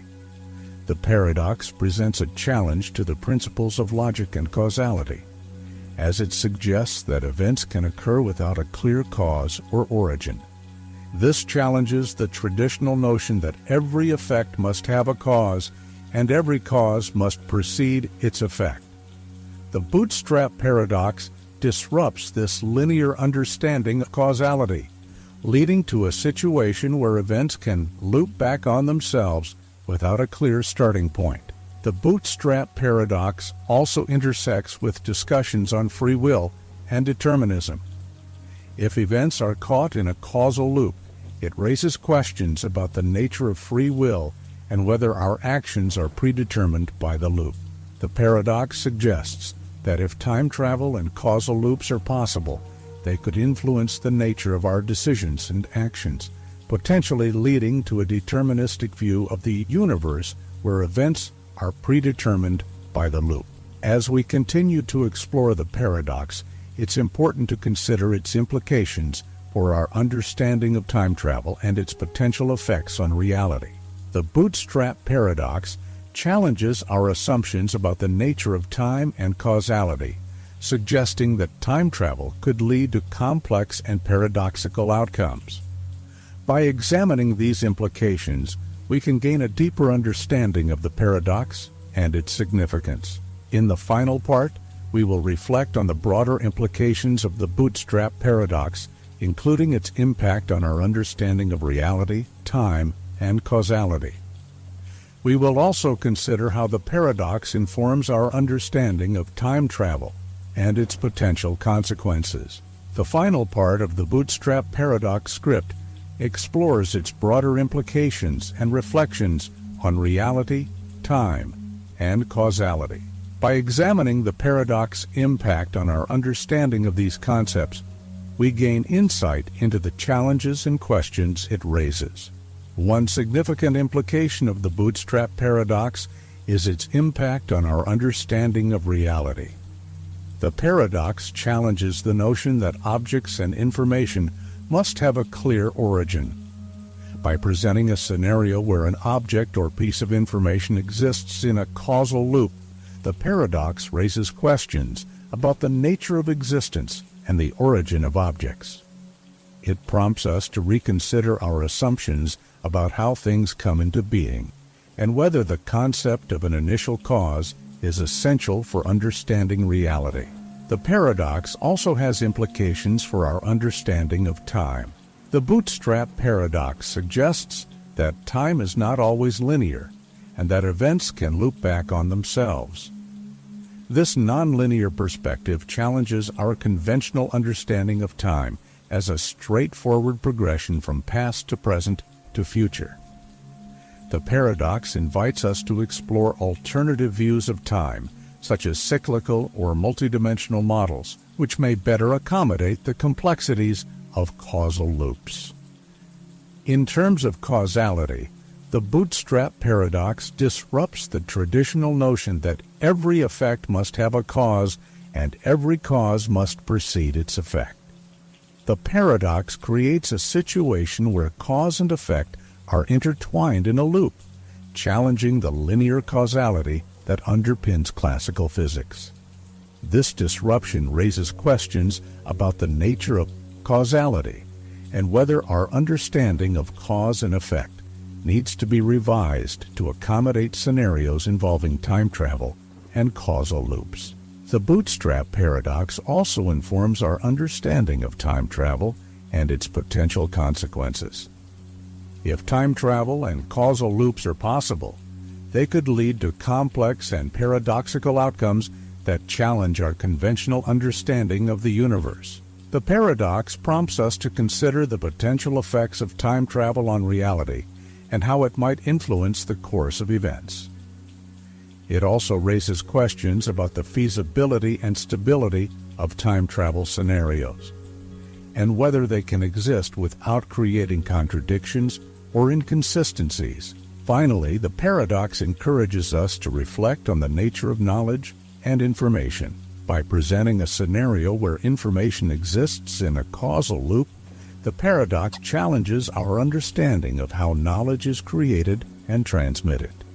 It raises questions about the role of information in shaping reality, and whether our current models of knowledge are sufficient to explain complex scenarios involving time travel.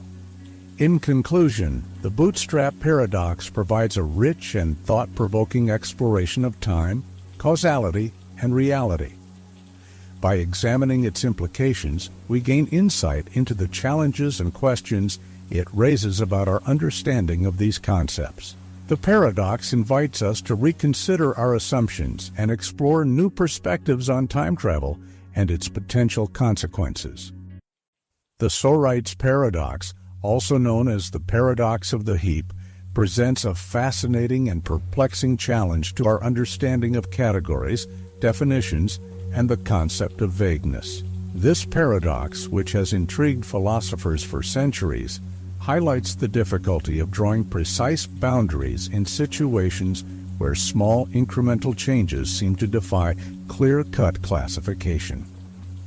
To grasp the essence of this paradox, we must first explore its origins, the nature of vagueness, and how these concepts apply to the Sorites paradox. The Sorites paradox derives its name from the Greek word soros, meaning heap. It is traditionally attributed to the ancient Greek philosopher Eubulides of Miletus, who posed the paradox in the context of determining when a mind-bending paradox's 32 collection of grains of sand becomes a heap. The classic formulation of the paradox goes something like this: a single grain of sand does not constitute a heap. Adding one grain of sand to something that is not a heap does not turn it into a heap. By repeating this process, it seems that no matter how many grains of sand are added, a heap will never form. The paradox arises when we consider that, at some point, a collection of grains of sand undeniably becomes a heap. Yet, according to the logic of the paradox, it is impossible to specify the exact moment or number of grains at which this transformation occurs. This lack of a precise threshold challenges our understanding of how we define categories and how gradual changes can lead to significant differences. At the heart of the Schrödinger paradox lies the concept of vagueness. Vagueness occurs when the boundaries of a concept or category are not clearly defined, leading to borderline cases where it is unclear whether something fits within a particular classification. In the case of the Schrödinger paradox, the term heap is inherently vague because it lacks a precise definition regarding the minimum number of grains of sand required to form a heap. Vagueness is not limited to heaps of sand. It permeates many aspects of language and thought. For example, consider the terms tall, rich, or old. Each of these adjectives is vague because there is no definitive point at which someone becomes tall, rich, or old. The Schrödinger paradox can be applied to these concepts as well. If $1 does not make a person rich and adding one more dollar does not make them rich, then at what point do they become rich? Similarly, if a person who is 20 years old is not old, and adding 1 year to their age does not make them old, when do they become old? The Schrödinger paradox demonstrates the challenges posed by vagueness in logical reasoning. It forces us to confront the limitations of traditional logic, which typically operates on the assumption that categories are clearly defined and that every statement can be classified as either true or false. However, when dealing with vague concepts, this binary approach breaks down, leading to paradoxical situations like the Schrödinger paradox. One might attempt to resolve the paradox by insisting that there must be a specific number of grains of sand at which a heap emerges, even if we cannot determine it. However, this solution is unsatisfactory because it fails to account for the continuous nature of the transition from non-heap to heap. The paradox persists because our language and concepts do not neatly align with the gradations of reality. The implications of the Schrödinger paradox extend beyond the specific example of a heap of sand. It raises broader questions about how we use language, how we define categories, and how we understand the world around us. The paradox challenges the idea that every concept must have clear and precise boundaries, suggesting instead that many of our concepts are inherently vague and resistant to strict classification.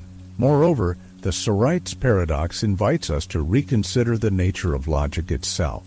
If traditional logic cannot accommodate the vagueness that is so prevalent in everyday language and thought, then perhaps new forms of logic are needed to address these challenges. This paradox has prompted philosophers to explore alternative approaches to reasoning that can better handle vagueness and the complexities of categorization. The Schrödinger paradox challenges more than just our conceptual understanding of categories. It also forces us to confront fundamental issues in logic, semantics, and the philosophy of language. The paradox suggests that the traditional tools of logic might be inadequate when dealing with vague concepts, and this has led to various philosophical responses aimed at resolving, or at least better understanding, the dilemma it presents. Classical logic operates on the principle of bivalence, which asserts that any given statement must be either true or false.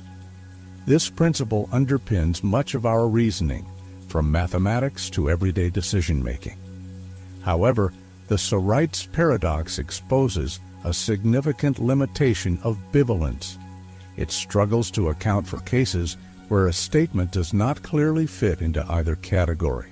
For example, in the context of the Schrödinger paradox, the statement, "This is a heap of sand," might not comfortably fit into true or false when dealing with a borderline case of, say, 50 grains of sand.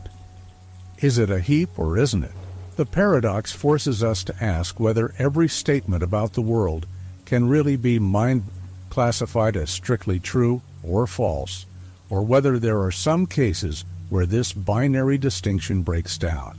Several philosophical theories have been proposed to address the issues of vagueness and the Sorites paradox. One approach is epistemicism, which suggests that there is in fact a precise cutoff point between a heap and a non-heap, but this point is unknowable to us. According to epistemicists, the vagueness of terms like heap arises from our lack of knowledge about the exact conditions that define the concept. While this view preserves the law of excluded middle, every statement is either true or false, it posits that our inability to identify the boundary is due to epistemic limitations, not the absence of a boundary itself. Another approach is fuzzy logic, which rejects the idea that every statement must be true or false. Instead, fuzzy logic introduces degrees of truth, allowing a statement to be partially true or partially false. In the case of the Sorites paradox, rather than asking whether a collection of sand grains is or is not a heap, fuzzy logic would assess the degree to which the collection is a heap. For example, a small pile might be considered 30% heap, while a larger pile might be 70% heap. This approach aligns more closely with our intuitive understanding of gradations in vague concepts and offers a more flexible framework for reasoning about them. Supervaluationism is another response to the paradox. It holds that while vague terms may not have precise boundaries, we can still reason about them consistently by considering all possible ways of making them precise, known as precisifications. A statement is true if it is true under every precisification, false if false under every precisification, and otherwise it is indeterminate. In the context of the Sorites paradox, supervaluationism would say that while there may be no single clear boundary between heap and non-heap, we can still use the term meaningfully by understanding that some cases are borderline and others are not. The Sorites paradox also has broader implications for how we think about language and meaning. If our language is filled with vague terms that cannot be precisely defined, this suggests that much of our reasoning is based on concepts that are, at their core, imprecise. This raises questions about the nature of meaning itself. Are meanings fixed and determinate, or are they fluid and context-dependent? Some philosophers, such as Wittgenstein, have argued that the meaning of a word is not determined by a fixed set of criteria, but by its use in language. According to this view, the concept of a heap is defined not by an exact number of grains of sand, but by how the word is used in various contexts. This perspective shifts the focus from trying to find precise boundaries to understanding how language functions in practice, acknowledging that vagueness is an inherent part of linguistic communication. Another important consideration is the role of context in resolving vagueness. In many cases, what counts as a heap or any other vague category depends on the context in which the term is used. For example, in the context of cleaning a beach, a small pile of sand might be considered a heap, whereas in the context of building a sandcastle, the same pile might not be. This suggests that vagueness might be less about the inherent properties of objects and more about how we categorize and interpret them in different situations. Contextualism, the view that context determines the meaning of vague terms, offers a way to navigate the Sorites paradox by acknowledging that our judgments about categories are often influenced by situational factors. This approach emphasizes the flexibility of language and the importance of considering the practical circumstances in which terms are applied. The Sorites paradox not only presents a challenge to classical logic and philosophy of language, but also has significant implications for how we approach problems of categorization, decision-making, and even ethical dilemmas. The paradox forces us to confront the uncomfortable reality that many of the categories we rely on in daily life are not as clear-cut as they seem. This realization has led to various proposed solutions, each attempting to reconcile the paradox's challenges with our intuitive understanding of the world. The Sorites paradox has profound practical implications, particularly in fields that require precise decision-making, such as law, medicine, and ethics. For instance, consider a legal context where laws often depend on vague terms like reasonable, sufficient, or negligent. The ambiguity inherent in these terms can lead to borderline cases where it is unclear how the law should be applied. The Sorites paradox highlights how small incremental changes, like the number of grains of sand, can lead to significant consequences in such cases. In medical ethics, the paradox can emerge in end-of-life care decisions, where terms like quality of life or terminal are often used. These concepts are not always precisely defined, and small changes in a patient's condition might not clearly indicate a shift from one category to another. This ambiguity can make it difficult for doctors, patients, and families to make informed decisions, as the criteria for what constitutes quality of life can be subjective and context-dependent. Moreover, the paradox is relevant in public policy, where decisions often depend on classifications like poverty or risk. In these cases, policymakers must draw lines based on quantitative measures, but the Sorites paradox reminds us that such lines are often arbitrary. For example, deciding who qualifies for financial aid or who is at risk from a particular environmental hazard involves drawing boundaries that may not align with the continuous nature of the underlying conditions. The Sorites paradox also raises ethical questions, particularly in the context of gradualism, the idea that small changes over time can lead to significant differences.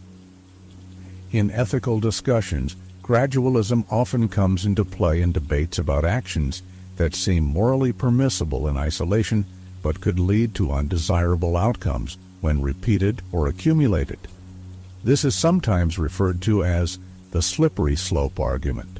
Consider the issue of honesty. Telling a single seemingly harmless lie might not appear to have significant moral consequences. However, the Sorites paradox suggests that if we continue to tell small lies, at what point does this behavior become morally unacceptable? The paradox challenges us to consider whether there is a precise moment when a series of small, morally neutral actions cross a threshold and become unethical. This problem is also evident in environmental ethics, where small incremental actions such as pollution or resource depletion may not seem harmful on their own, but can lead to significant environmental damage over time. The Sorites paradox forces us to confront the difficulty of identifying when a series of seemingly insignificant actions leads to a significant ethical breach, raising mind-bending paradoxes. 37. Questions about our responsibility to consider the cumulative effects of our behavior. In seeking to resolve the Sorites paradox, some philosophers and logicians have turned to alternatives to classical logic. One such approach is contextualism, which suggests that the truth value of statements about vague terms depends on the context in which they are made. According to this view, whether a collection of grains of sand counts as a heap might vary depending on factors such as the speaker's intentions, the purpose of the conversation, or the standards of the community. Contextualism allows for flexibility in reasoning, acknowledging that our judgments about vague terms are often context-sensitive. This approach offers a pragmatic solution to the Sorites paradox by allowing for different interpretations of vague terms in different situations, rather than insisting on a single, fixed boundary for concepts like heap. Another approach is paraconsistent logic, which allows for contradictions to coexist without leading to logical explosion, where everything becomes true. In the context of the Sorites paradox, para-consistent logic would permit the acceptance that a collection of sand grains could both be a heap and not be a heap depending on how we interpret the terms. This approach challenges traditional notions of consistency in logic, but offers a way to navigate the paradox without forcing a definitive resolution.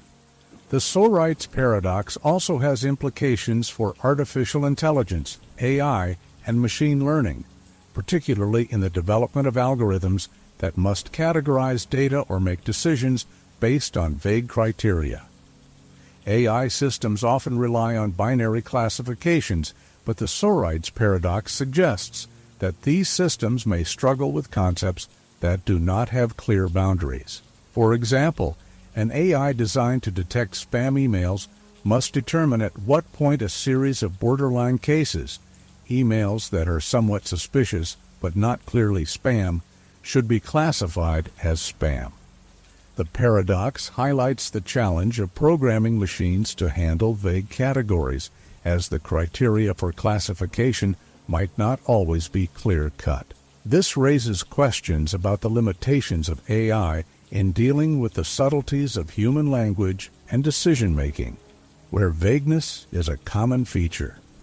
The Sorite's paradox serves as a powerful reminder of the complexities and ambiguities that permeate our everyday concepts and reasoning.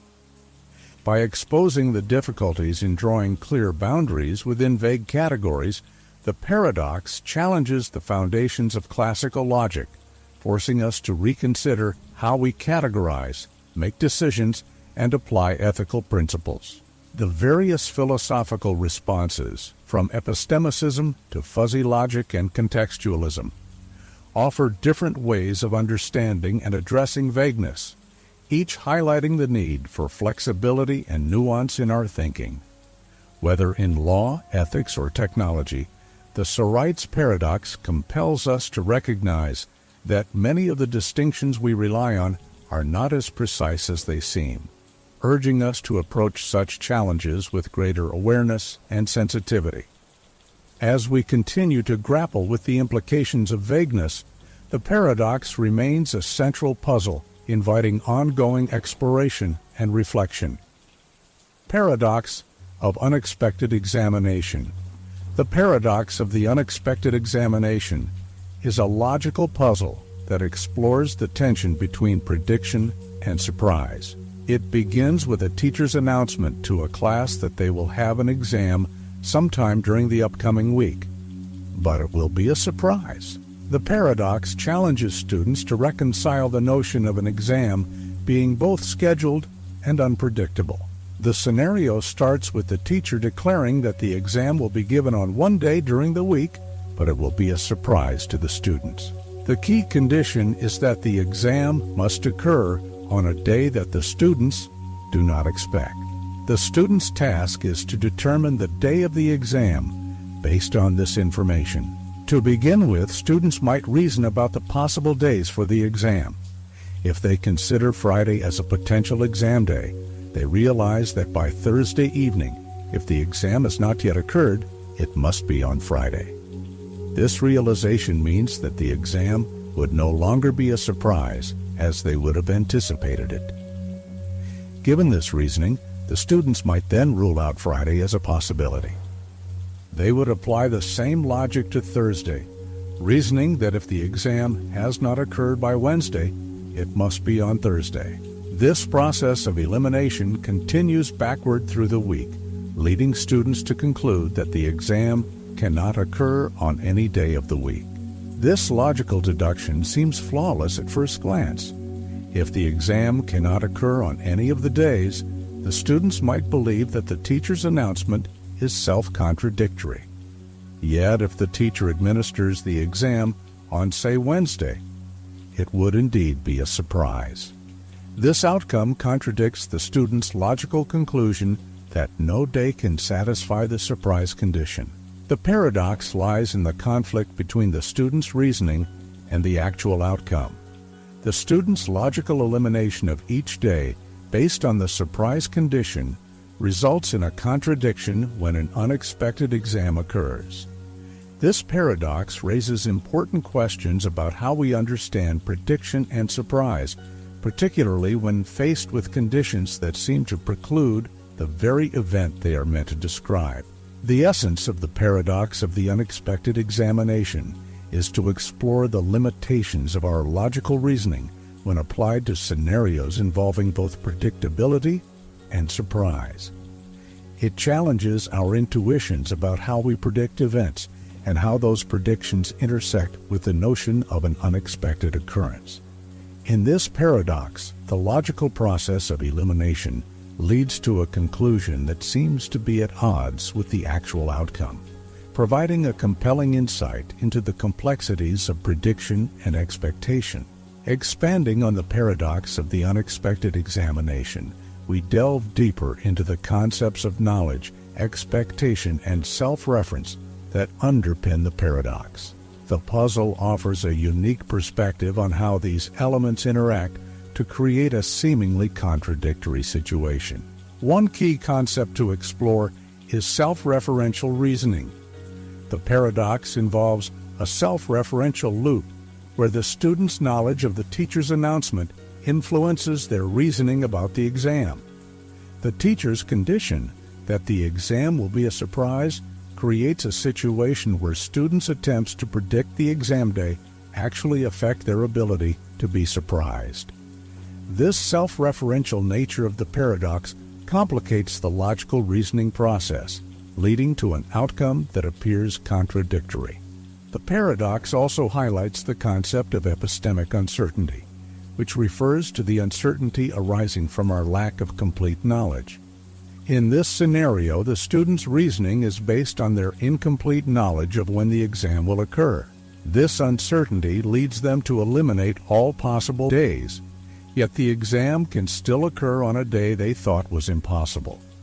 The paradox reveals how epistemic uncertainty can lead to surprising outcomes, even when logical reasoning seems to provide a clear answer. Another relevant concept is confirmation bias, where individuals tend to seek out information that confirms their pre-existing beliefs or expectations. In the paradox, the student's elimination of days based on the surprise condition reflects a form of confirmation bias. They are looking for a day that aligns with the condition of surprise, but end up ruling out all possibilities. This bias influences their reasoning and contributes to the paradoxical result. The paradox can also be examined through the lens of decision theory. In decision-making, individuals often use logical reasoning to predict and plan for future events. However, the paradox of the unexpected examination demonstrates how prediction can be complicated by conditions of surprise. Decision theory emphasizes the importance of considering uncertainty and the potential for unexpected outcomes, highlighting the limitations of static reasoning models. To further understand the paradox, we can explore the concept of dynamic prediction models, which incorporate changing information and real-time updates. Unlike static models, which rely on fixed assumptions, dynamic models account for the evolving nature of predictions. The paradox illustrates how static reasoning can lead to contradictions when faced with conditions involving surprise and uncertainty. By examining the paradox through these various lenses, we gain a deeper understanding of how knowledge, expectation, and self-reference interact to create a complex and counterintuitive scenario. The paradox challenges our intuitive grasp of prediction and highlights the limitations of logical reasoning when dealing with unexpected outcomes. In exploring the broader implications of the paradox of the unexpected examination, we address its philosophical, practical, and educational significance. The paradox offers valuable insights into how we understand and manage prediction, surprise, and uncertainty in various contexts. One important philosophical consideration is the nature of knowledge and prediction. The paradox challenges the idea that complete knowledge or logical reasoning can fully account for future events. It highlights the limitations of our ability to predict outcomes, especially when the conditions involve elements of surprise. This insight prompts us to reconsider our assumptions about knowledge and prediction, and to acknowledge the inherent uncertainties in our understanding of the future. The paradox also has practical implications for decision-making and risk management. In real-world scenarios, decision-makers must account for uncertainty and prepare for unexpected outcomes. The paradox of the unexpected examination illustrates the challenges of managing expectations and preparing for surprises. It underscores the importance of being adaptable and open to unforeseen events, even when logical reasoning seems to provide a clear picture. In the field of education, the paradox raises questions about the use of surprise assessments and their effectiveness. While surprise exams can motivate students and test their preparedness, the paradox prompts educators to consider how to balance surprise with clarity and fairness in evaluation. It encourages a re-evaluation of assessment practices and their impact on students' learning experiences. The paradox also invites reflection on the psychological aspects of surprise and expectation. Our expectations shape how we perceive and respond to events. The paradox of the unexpected examination demonstrates how our mental models and expectations can influence our experiences of surprise. This insight has implications for understanding human behavior and how we manage our expectations in various contexts. Finally, the paradox serves as a reminder of the intricate nature of logical reasoning and its limitations. While logical frameworks can provide valuable insights, they are not always equipped to handle scenarios involving surprise and uncertainty. The paradox challenges us to recognize the boundaries of logic and to explore alternative approaches for understanding and managing unexpected outcomes. In conclusion, the paradox of the unexpected examination provides valuable insights into prediction, surprise, and knowledge. By examining the paradox from philosophical, practical, and educational perspectives, we gain a deeper understanding of how we approach and interpret unexpected events. The paradox serves as a reminder of the complexities and limitations of logical reasoning and the importance of being prepared for surprises in various aspects of life. Hempel paradox. Hempel's paradox, or the paradox of the ravens, provides a compelling exploration of how we understand and interpret evidence in relation to hypotheses. At its core, the paradox challenges our intuitions about what counts as supporting evidence for a given hypothesis. The paradox begins with a simple hypothesis: all ravens are black. This hypothesis can be tested by observing ravens. If we see a raven and it is black, this observation supports the hypothesis. But the paradox deepens when we consider the implications of observing non-ravens. According to classical confirmation theory, evidence should confirm or disconfirm a hypothesis. For instance, if we observe a black raven, this seems to support our hypothesis that all ravens are black. This is straightforward and aligns with our expectations. However, Hempel's paradox introduces a twist. It suggests that not only does observing a black raven support the hypothesis, but so does observing an object that is not a raven and is black, such as a black cat or a black car. This is because observing a non-raven that is black does not contradict the hypothesis and therefore indirectly supports it. The paradox becomes even more intriguing when we consider observations that are not black. For example, observing a green apple, an object that is neither a raven nor black, should, according to the paradox, also support the hypothesis that all ravens are black. This seems counterintuitive, as observing a green apple has no direct relation to the color of ravens. To understand why this is the case, we need to delve into the logic of confirmation theory. The paradox is based on the idea that confirming a universal statement like all ravens are black involves finding evidence that is consistent with the statement. A green apple does not contradict the hypothesis, and therefore, according to the principles of confirmation theory, it adds some support to it. This counterintuitive result challenges our understanding of how evidence works. It forces us to reconsider how we think about the relevance of observations in supporting or refuting hypotheses. It also highlights the complexities involved in logical reasoning and the interpretation of evidence. In the next part, we will analyze the philosophical and logical implications of Hempel's paradox. We will explore how it affects our understanding of evidence and confirmation, and consider examples and counterexamples that help illuminate the paradox. Part 2. To fully grasp Hempel's paradox, we need to delve into its philosophical and logical implications. The paradox challenges our traditional notions of evidence and raises questions about the nature of confirmation. One key aspect of the paradox is the idea of confirmation by observation.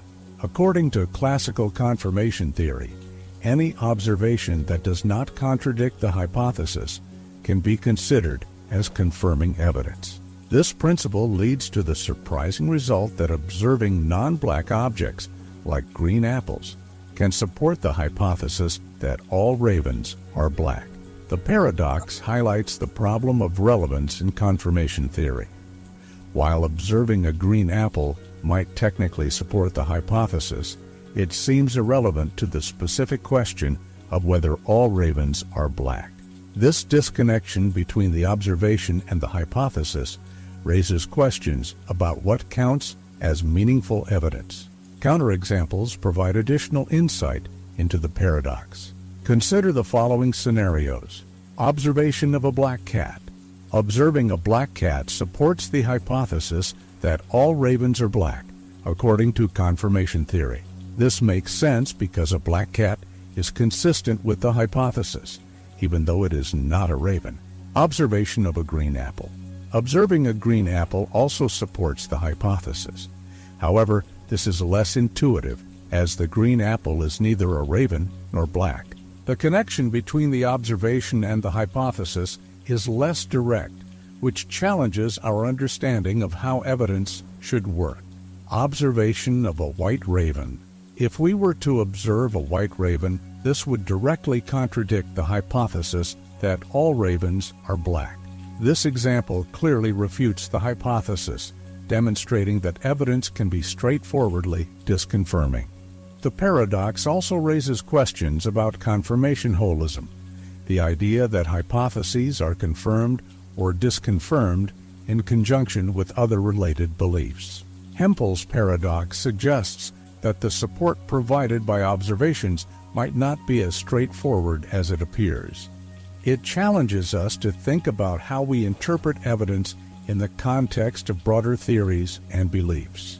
Furthermore, the paradox invites us to reconsider the nature of scientific hypotheses. In scientific practice, hypotheses are typically tested through direct observations and experiments.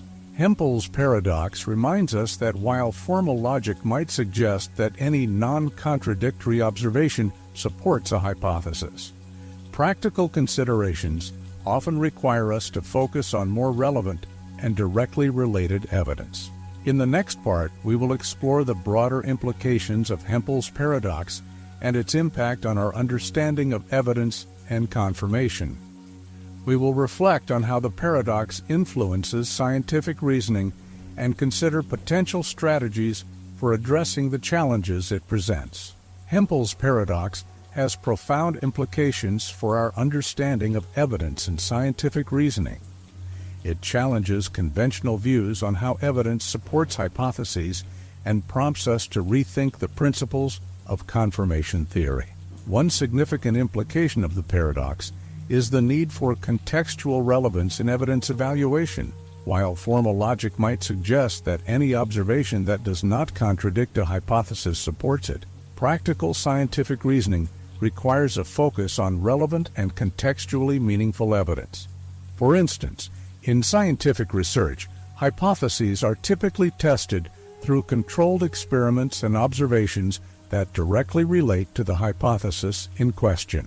The paradox underscores the importance of considering how evidence is relevant to the specific hypotheses being tested. The paradox also highlights the limitations of formal confirmation theory. While Hempel's paradox demonstrates that any non-contradictory observation can theoretically support a hypothesis, it also reveals the limitations of applying formal logic to complex real-world scenarios. In practice, scientists and researchers often need to balance logical consistency with practical relevance and empirical significance. The scientific method emphasizes the importance of hypothesis testing through direct and relevant observations, while Hempel's paradox illustrates that any observation not contradicting a hypothesis might provide some level of confirmation. It also emphasizes the need for meaningful and targeted evidence. Researchers must ensure that their observations are directly related to the hypothesis and that they contribute to a coherent and relevant body of evidence. Hempel's paradox also relates to the concept of confirmation bias, where individuals may seek out or emphasize evidence that supports their existing beliefs while overlooking contradictory evidence. The paradox highlights the importance of being mindful of how evidence is interpreted and ensuring that it is relevant and substantive. It serves as a reminder to approach evidence with a critical and balanced perspective, rather than relying solely on formal logical consistency. The paradox has implications for theory building and scientific practice. It prompts us to consider how theories are developed and tested, and how evidence is integrated into theoretical frameworks. While formal logic provides valuable insights into the nature of confirmation, real-world theory building requires a nuanced understanding of evidence and its relevance to the hypotheses being explored. In summary, Hempel's paradox challenges our intuitive understanding of evidence and confirmation. It highlights the complexities involved in evaluating evidence and underscores the importance of contextual relevance in scientific reasoning. By reflecting on the implications of the paradox, we can gain a deeper appreciation for the nuances of evidence evaluation and the principles underlying scientific inquiry. Paradox of hanging. The paradox of the unexpected hanging, also known as the unexpected examination paradox, is a captivating logical puzzle that explores the nature of prediction and surprise. The paradox is framed around a seemingly straightforward scenario involving a judge, a prisoner, and the concept of an unexpected event. The core of the paradox lies in understanding how an event can be both predictable and unexpected at the same time, challenging our intuitive grasp of logic and foresight. Imagine a judge informs a condemned prisoner that he will be hanged at noon on one weekday in the following week, but that the execution will be a surprise to the prisoner. The judge adds that the execution cannot be predicted in advance, meaning that the prisoner will not know the day of the hanging until the execution day itself. This stipulation sets up a situation that seems straightforward at first, but becomes increasingly perplexing as we delve into its implications. To begin with, the prisoner reasons about the hanging's timing and tries to deduce when the execution might take place. The prisoner first eliminates Friday from consideration. If the hanging were to occur on Friday, it would not be a surprise. By Thursday evening, if the prisoner has not been hanged, he would know that the hanging must occur on Friday, which contradicts the condition of the surprise. Following this logic, the prisoner eliminates Thursday as well. If the prisoner has not been hanged by Wednesday evening, then Thursday becomes the only possible day left. But if Thursday were the hanging day, the prisoner would know by Wednesday evening that the hanging must be on Thursday, violating the surprise condition. Extending this reasoning backwards, the prisoner eliminates Wednesday, Tuesday, and finally Monday. If the prisoner has survived until the end of Monday, then he would be able to predict the hanging day as Tuesday, which again breaks the surprise rule. Thus, by this process of elimination, the prisoner concludes that the hanging cannot occur on any day of the week. However, this reasoning leads to an apparent contradiction. If the prisoner concludes that the hanging cannot occur, yet the judge carries out the hanging on, say, Wednesday, the event would indeed be a surprise to the prisoner, despite his logical deduction that it could not happen. The paradox thus arises from the conflict between the prisoner's logical deduction and the actual occurrence of the event. On one hand, the prisoner has reasoned that the hanging cannot occur because of the surprise condition. On the other hand, if the hanging does take place on a day that the prisoner has ruled out, it will be a genuine surprise, revealing a fundamental flaw in the prisoner's reasoning. This paradox taps into deeper philosophical questions about prediction and knowledge. It challenges the concept of what it means to predict an event and how surprise can coexist with logical deduction. The prisoner's logical elimination of each day based on the condition of surprise demonstrates a type of reasoning that seems flawless, but ultimately fails to account for the actual outcome. This illustrates how certain logical frameworks might lead to seemingly contradictory results when applied to specific conditions. In essence, the paradox of the unexpected hanging invites us to question the nature of surprise and the limits of logical prediction. It underscores the complexity of understanding events that are described as both predictable and unexpected, revealing the intricate interplay between knowledge, expectation, and actual outcomes. To further explore the paradox of the unexpected hanging, we need to delve into the nature of logical reasoning and the conditions under which surprises can occur. One key aspect of this paradox is the concept of self-referential statements and how they influence our understanding of prediction. The paradox challenges us to consider how self-referential reasoning can lead to apparent contradictions. The prisoner's reasoning process is a form of self-referential logic. By attempting to predict the hanging day, the prisoner creates a loop of reasoning that ultimately undermines the very condition he is trying to satisfy, the element of surprise. This type of reasoning is central to the paradox, as it highlights the tension between deductive logic and the inherent unpredictability of certain outcomes. To better understand the paradox, let's examine it through the lens of epistemic logic, the study of knowledge and belief. In epistemic logic, we often encounter scenarios where the knowledge or beliefs of individuals can lead to surprising or counterintuitive outcomes. The paradox of the unexpected hanging exemplifies how the prisoner's knowledge, or lack thereof, about the timing of the hanging interacts with the concept of surprise. Number 1. Consider the situation where the prisoner is informed of the hanging but lacks any specific information about the exact day.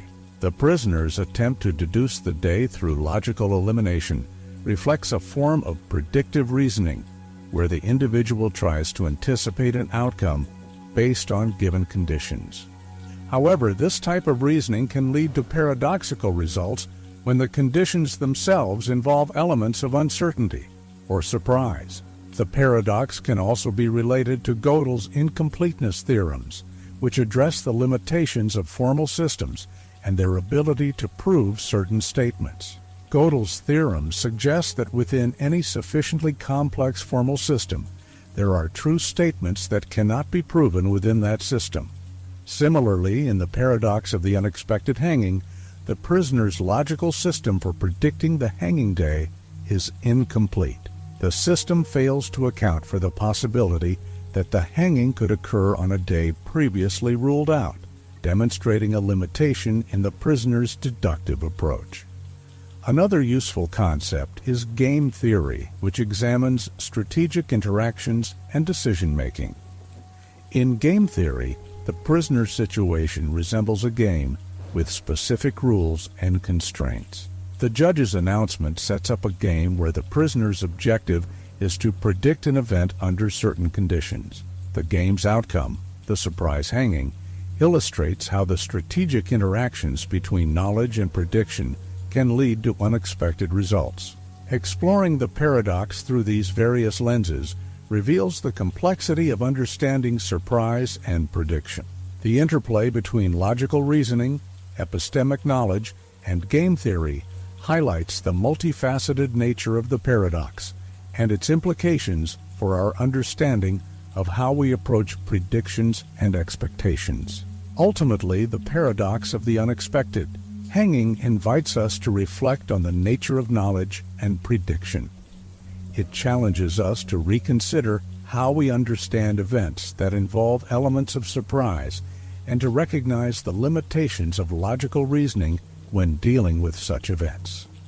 By examining the paradox from different perspectives, we gain a deeper appreciation of the intricate relationship between logic, knowledge, and unexpected outcomes. To fully appreciate the implications of the paradox of the unexpected hanging, we should consider how the paradox impacts our broader understanding of surprise and expectation.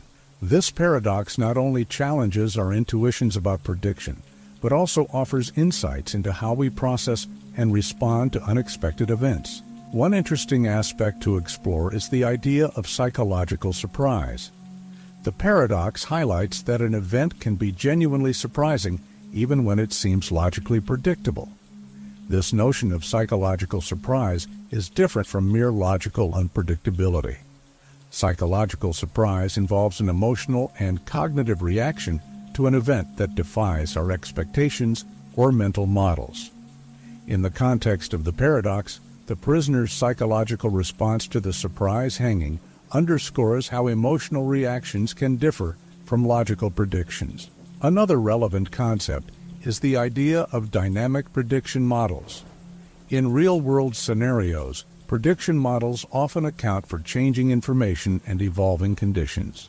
The paradox of the unexpected hanging demonstrates the limitations of static prediction models that do not adapt to new information or unexpected outcomes. Dynamic models, which incorporate real-time feedback and adjustments, offer a more nuanced approach to prediction and surprise, addressing some of the challenges highlighted by the paradox. The paradox also prompts reflection on the nature of expectation management. In various contexts, from personal decisions to organizational strategies, managing expectations is crucial for achieving desired outcomes and preparing for potential surprises. The paradox of the unexpected hanging illustrates how expectations can be shaped by both logical reasoning and emotional factors, affecting how we respond to unexpected events. To further understand the paradox, we can consider philosophical implications related to the nature of time and causality. The paradox challenges our understanding of how time and causality interact with prediction. If an event is said to be a surprise, it implies that it defies our causal expectations. This raises questions about how we conceive of causality and whether our understanding of cause and effect can be reconciled with the notion of surprise. The practical applications of the paradox extend to fields such as decision theory and risk management. In decision-making, understanding how surprises can arise despite careful planning and analysis is crucial for managing risks and making informed choices. The paradox emphasizes the importance of being prepared for unexpected outcomes and recognizing the limitations of our predictive abilities. Finally, the paradox invites us to consider the philosophical nature of reality and our perceptions of it. By examining how surprise and prediction intersect with our understanding of reality, we gain insights into the broader philosophical questions of how we perceive and interpret the world around us. The paradox challenges us to reconcile our logical frameworks with the unpredictable nature of reality, fostering a deeper appreciation of the complexity of existence. In conclusion, the paradox of the unexpected hanging offers profound insights into the nature of prediction, surprise, and expectation. By exploring the paradox through various perspectives, including psychological, dynamic, and philosophical dimensions, we gain a richer understanding of how we approach and respond to unexpected events. The paradox serves as a reminder of the intricate interplay between logic, knowledge, and reality, challenging us to rethink our assumptions and expand our understanding of these fundamental concepts. Paradox of perfect murder. To understand the paradox of the perfect murder, we must first define what we mean by perfection in this context. In theory, a perfect murder is one where the perpetrator manages to commit the crime without leaving any evidence, without any witnesses, and without any chance of being caught.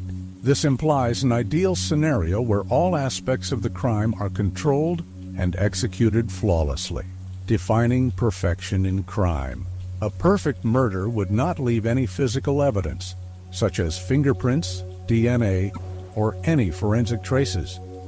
It would involve the complete absence of any material clues that could link the perpetrator to the crime. The crime would be carried out in such a way that no one would see or hear anything that could implicate the perpetrator. This includes avoiding any surveillance or electronic monitoring that might capture the act. The perpetrator would not have any discernible motive or opportunity that could lead investigators to suspect them. This includes ensuring that the crime does not fit any known patterns or involve any personal connections to the victim. Theoretical considerations. Achieving perfection in a crime requires meticulous planning and flawless execution. The perpetrator would need to anticipate and counter every possible scenario that could lead to detection. One key consideration is human error. Even the most careful plans can be disrupted by unforeseen factors or mistakes. This introduces a level of uncertainty that challenges the idea of a truly perfect crime. The notion of a perfect murder is inherently paradoxical because the concept of perfection in criminal acts assumes a level of control and execution that may be inherently unattainable. In practice, achieving a crime without any evidence or trace of involvement is extremely challenging, if not impossible. Philosophical implications. Nature of perfection. Philosophically, the idea of a perfect murder raises questions about the nature of perfection itself. Is perfection an attainable goal, or is it an ideal that is inherently unattainable? Ethical considerations. The paradox also raises ethical questions about the nature of crime and morality. Even if a murder could be committed perfectly, does this make the act morally justifiable or acceptable in any way? The paradox of the perfect murder highlights the complexities involved in committing a crime without leaving any evidence or trace. In the next part, we will explore the implications of this paradox for the understanding of crime and justice, including real-world examples and theoretical considerations. The paradox of the perfect murder has significant implications for our understanding of crime, justice, and the concept of perfection. To fully appreciate these implications, we must consider real-world examples and theoretical considerations that challenge the feasibility of committing a perfect murder. Real-world examples. Throughout history, there have been numerous cases where individuals attempted to commit crimes with the goal of avoiding detection. Some infamous cases include the so-called perfect crimes that have garnered significant media attention. However, in many of these cases, what was initially thought to be a perfect crime eventually unraveled due to unforeseen evidence or investigative breakthroughs. Advances in forensic technology and investigative techniques have made it increasingly difficult to commit a crime without leaving any evidence. Modern tools such as DNA analysis, digital forensics, and surveillance technology have significantly reduced the likelihood of achieving a perfect murder. Even seemingly minor evidence, such as digital footprints or trace materials, can be crucial in solving a crime. Theoretical considerations. The concept of a perfect murder assumes that all aspects of the crime can be controlled and executed flawlessly. However, in reality, there is always an element of chance involved. Unpredictable factors such as human behavior, environmental conditions, and technical failures can impact the outcome of a crime and make the idea of perfection elusive. The pursuit of a perfect crime raises ethical and legal questions about the nature of justice. Even if a crime were committed without leaving any evidence, the moral and legal implications of the act would remain. The concept of justice involves more than just the detection of crime.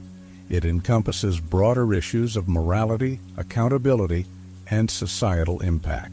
Impact on the justice system. The pursuit of perfection in criminal acts highlights the importance of effective investigation techniques and the role of forensic science in solving crimes. The justice system continually evolves to address new challenges and incorporate advanced methods for detecting and solving crime. The paradox also influences legal philosophy and the understanding of culpability.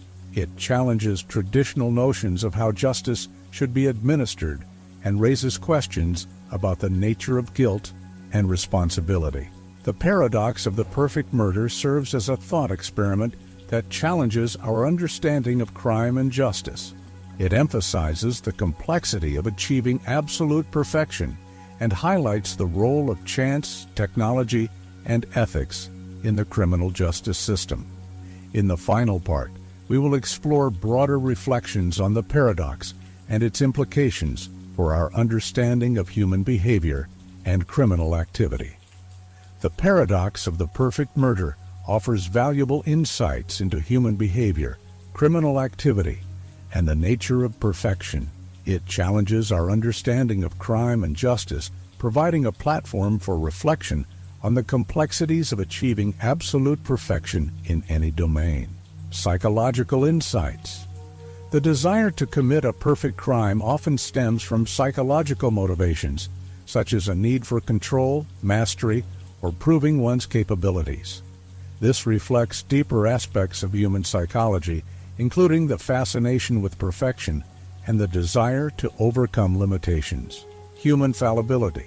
The paradox underscores the inherent fallibility of human endeavors. Even the most carefully planned and executed actions are subject to human error and unforeseen factors. This realization highlights the limits of human control and the challenges of achieving perfection in any aspect of life.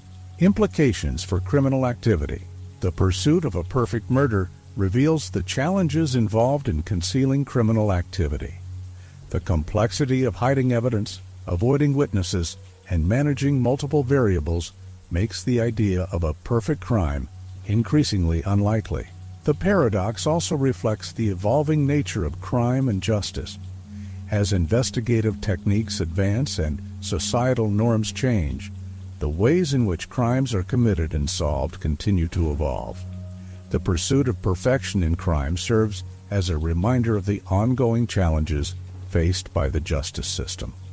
Broader philosophical reflections. Philosophically, the paradox invites reflection on the nature of perfection itself. Is perfection an attainable goal, or is it an ideal that exists only in theory? The paradox challenges us to consider the limits of human aspiration and the role of imperfection in shaping our understanding of reality. The paradox raises ethical questions about the nature of criminal activity and the pursuit of perfection. It prompts us to consider the moral implications of attempting to achieve flawless outcomes and the impact of such pursuits on individuals and society. Impact on society. Cultural perceptions. The concept of the perfect murder influences cultural perceptions of crime and justice. It shapes narratives in literature, media, popular culture, reflecting societal attitudes towards criminal behavior and the quest for perfection. Legal and ethical frameworks. The paradox also informs legal and ethical frameworks, challenging traditional notions of justice and accountability. It encourages ongoing discussions about the nature of criminality, the role of evidence, and the principles of legal and moral responsibility. In summary, the paradox of the perfect murder serves as a thought-provoking exploration of crime, perfection, and human behavior. It highlights the complexities involved in achieving flawless outcomes and provides valuable insights into the nature of justice, ethics, and the limits of human control. By reflecting on the paradox, we gain a deeper appreciation for the challenges and nuances of criminal activity and the pursuit of perfection in any domain. Paradox of self-replicating machines. The concept of a self-replicating machine is a captivating idea that delves into the realms of automation, technology, and the very nature of replication. At its core, a self-replicating machine is designed to create copies of itself without external intervention. This means the machine would use raw materials and energy from its environment to manufacture an exact duplicate of itself, complete with all necessary components and functionality. To grasp this concept, it helps to envision a machine equipped with advanced capabilities. Such a machine would first need to gather raw materials from its surroundings. These materials might include metals, plastics, or other substances essential for constructing its parts. After collecting these resources, the machine would then process them. This processing involves transforming raw materials into precise components through various tasks like cutting, shaping, and assembling. Once the machine has fabricated the necessary parts, it would need to assemble them into a functioning copy of itself. This step requires intricate coordination and precision to ensure that the new machine operates as effectively as the original. Finally, the machine would initiate the replication process again, leading to a chain reaction of machines producing more machines. The theoretical foundation of self-replicating machines can be traced back to the mathematician John von Neumann, who introduced the concept in the 1940s. Von Neumann proposed the idea of a universal constructor, a theoretical machine capable of constructing copies of itself using raw materials. This universal constructor was envisioned not only as a self-replicating entity, but also as a device that could build a wide range of other machines and structures. Von Neumann's work laid the groundwork for subsequent exploration of self-replication in various scientific and technological contexts. In practical applications, the idea of self-replicating machines has sparked significant interest, particularly in fields like nanotechnology and space exploration. For example, in space missions, self-replicating machines could potentially be used to build spacecraft or habitats using resources found in space. This approach could reduce the need for resupply missions from Earth and allow for the creation of infrastructure in extraterrestrial environments. Nanotechnology also explores self-replication at a microscopic scale.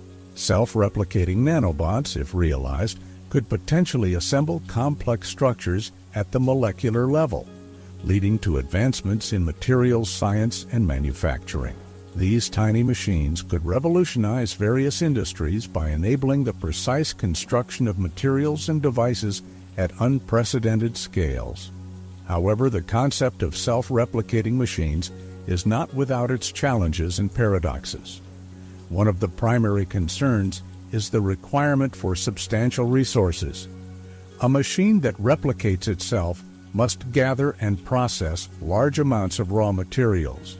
This raises questions about the availability and sustainability of these resources, especially in environments where they are scarce or where the machine operates autonomously. The practical challenges of self-replication are significant and multifaceted. One of the key issues is managing the resources required for replication. A self-replicating machine must be able to efficiently gather raw materials from its environment. This involves not only obtaining the materials, but also processing them into usable components. The efficiency of this process directly impacts the machine's ability to replicate itself effectively. Another major challenge is the potential for uncontrolled replication. If a self-replicating machine were to malfunction, or if its replication process became unregulated, it could lead to a rapid and uncontrolled proliferation of machines. This scenario, often referred to as the gray goo problem, involves the machine consuming all available resources and potentially causing environmental or ecological damage. Such a situation highlights the need for careful control mechanisms to prevent unintended consequences. The complexity of the replication process also poses technical difficulties. Ensuring that every component of the machine is replicated accurately and that the new machine functions correctly is a significant challenge. Any errors or defects in the replication process could compromise the integrity of the entire system, leading to malfunction or failure. This underscores the importance of precision and reliability in the design and operation of self-replicating machines. The implications of self-replicating machines extend beyond technical challenges. They raise philosophical and ethical questions about the nature of replication and automation. If machines can replicate themselves perfectly, what does this mean for human involvement in manufacturing and production? The ability to create machines that can reproduce autonomously could transform our understanding of labor, creativity, and innovation. Moreover, the concept of self-replication invites reflections on the limits of automation and the role of human oversight. As machines become more capable of autonomous functions, including replication, the balance between human control and machine autonomy becomes increasingly important. The potential for machines to act independently raises questions about accountability and responsibility in the context of advanced technologies. The paradox of self-replicating machines also influences our understanding of technological progress and its consequences. While the ability to create machines that can replicate themselves offers exciting possibilities, it also requires careful consideration of potential risks and ethical implications. The challenge lies in harnessing the benefits of self-replication while mitigating potential drawbacks and ensuring that technological advancements align with societal values and goals. The paradox of the self-replicating machine offers a rich field for reflection on the broader implications of technological advancement. As we consider the potential and challenges of self-replicating machines, several key themes emerge that warrant further exploration. One significant theme is the relationship between technology and resource management. The idea of self-replicating machines underscores the importance of efficient resource utilization and sustainability. In practical applications, ensuring that machines can replicate themselves without depleting resources or causing environmental harm is crucial. This involves not only technological innovation, but also careful planning and management to balance the benefits of replication with responsible stewardship of resources. Another theme is the impact of self-replication on societal structures and labor. The ability of machines to replicate themselves autonomously could transform industries and economies, potentially reducing the need for human labor in certain sectors. This raises questions about the future of work, economic inequality, and the role of human creativity and innovation in an increasingly automated world. As machines take on more complex tasks, it is essential to consider how these changes will affect individuals and communities. The philosophical implications of self-replicating machines also invite reflection on the nature of perfection and autonomy. The pursuit of perfect replication challenges our understanding of what constitutes flawless performance and raises questions about the limits of human and machine capabilities. It also prompts us to consider the ethical dimensions of creating machines with the power to replicate themselves and the responsibilities that come with such advancements. Looking ahead, the development of self-replicating machines holds the potential for significant breakthroughs in various fields, including manufacturing, space exploration, and materials science. However, achieving this potential requires addressing the technical, ethical, and philosophical challenges associated with self-replication.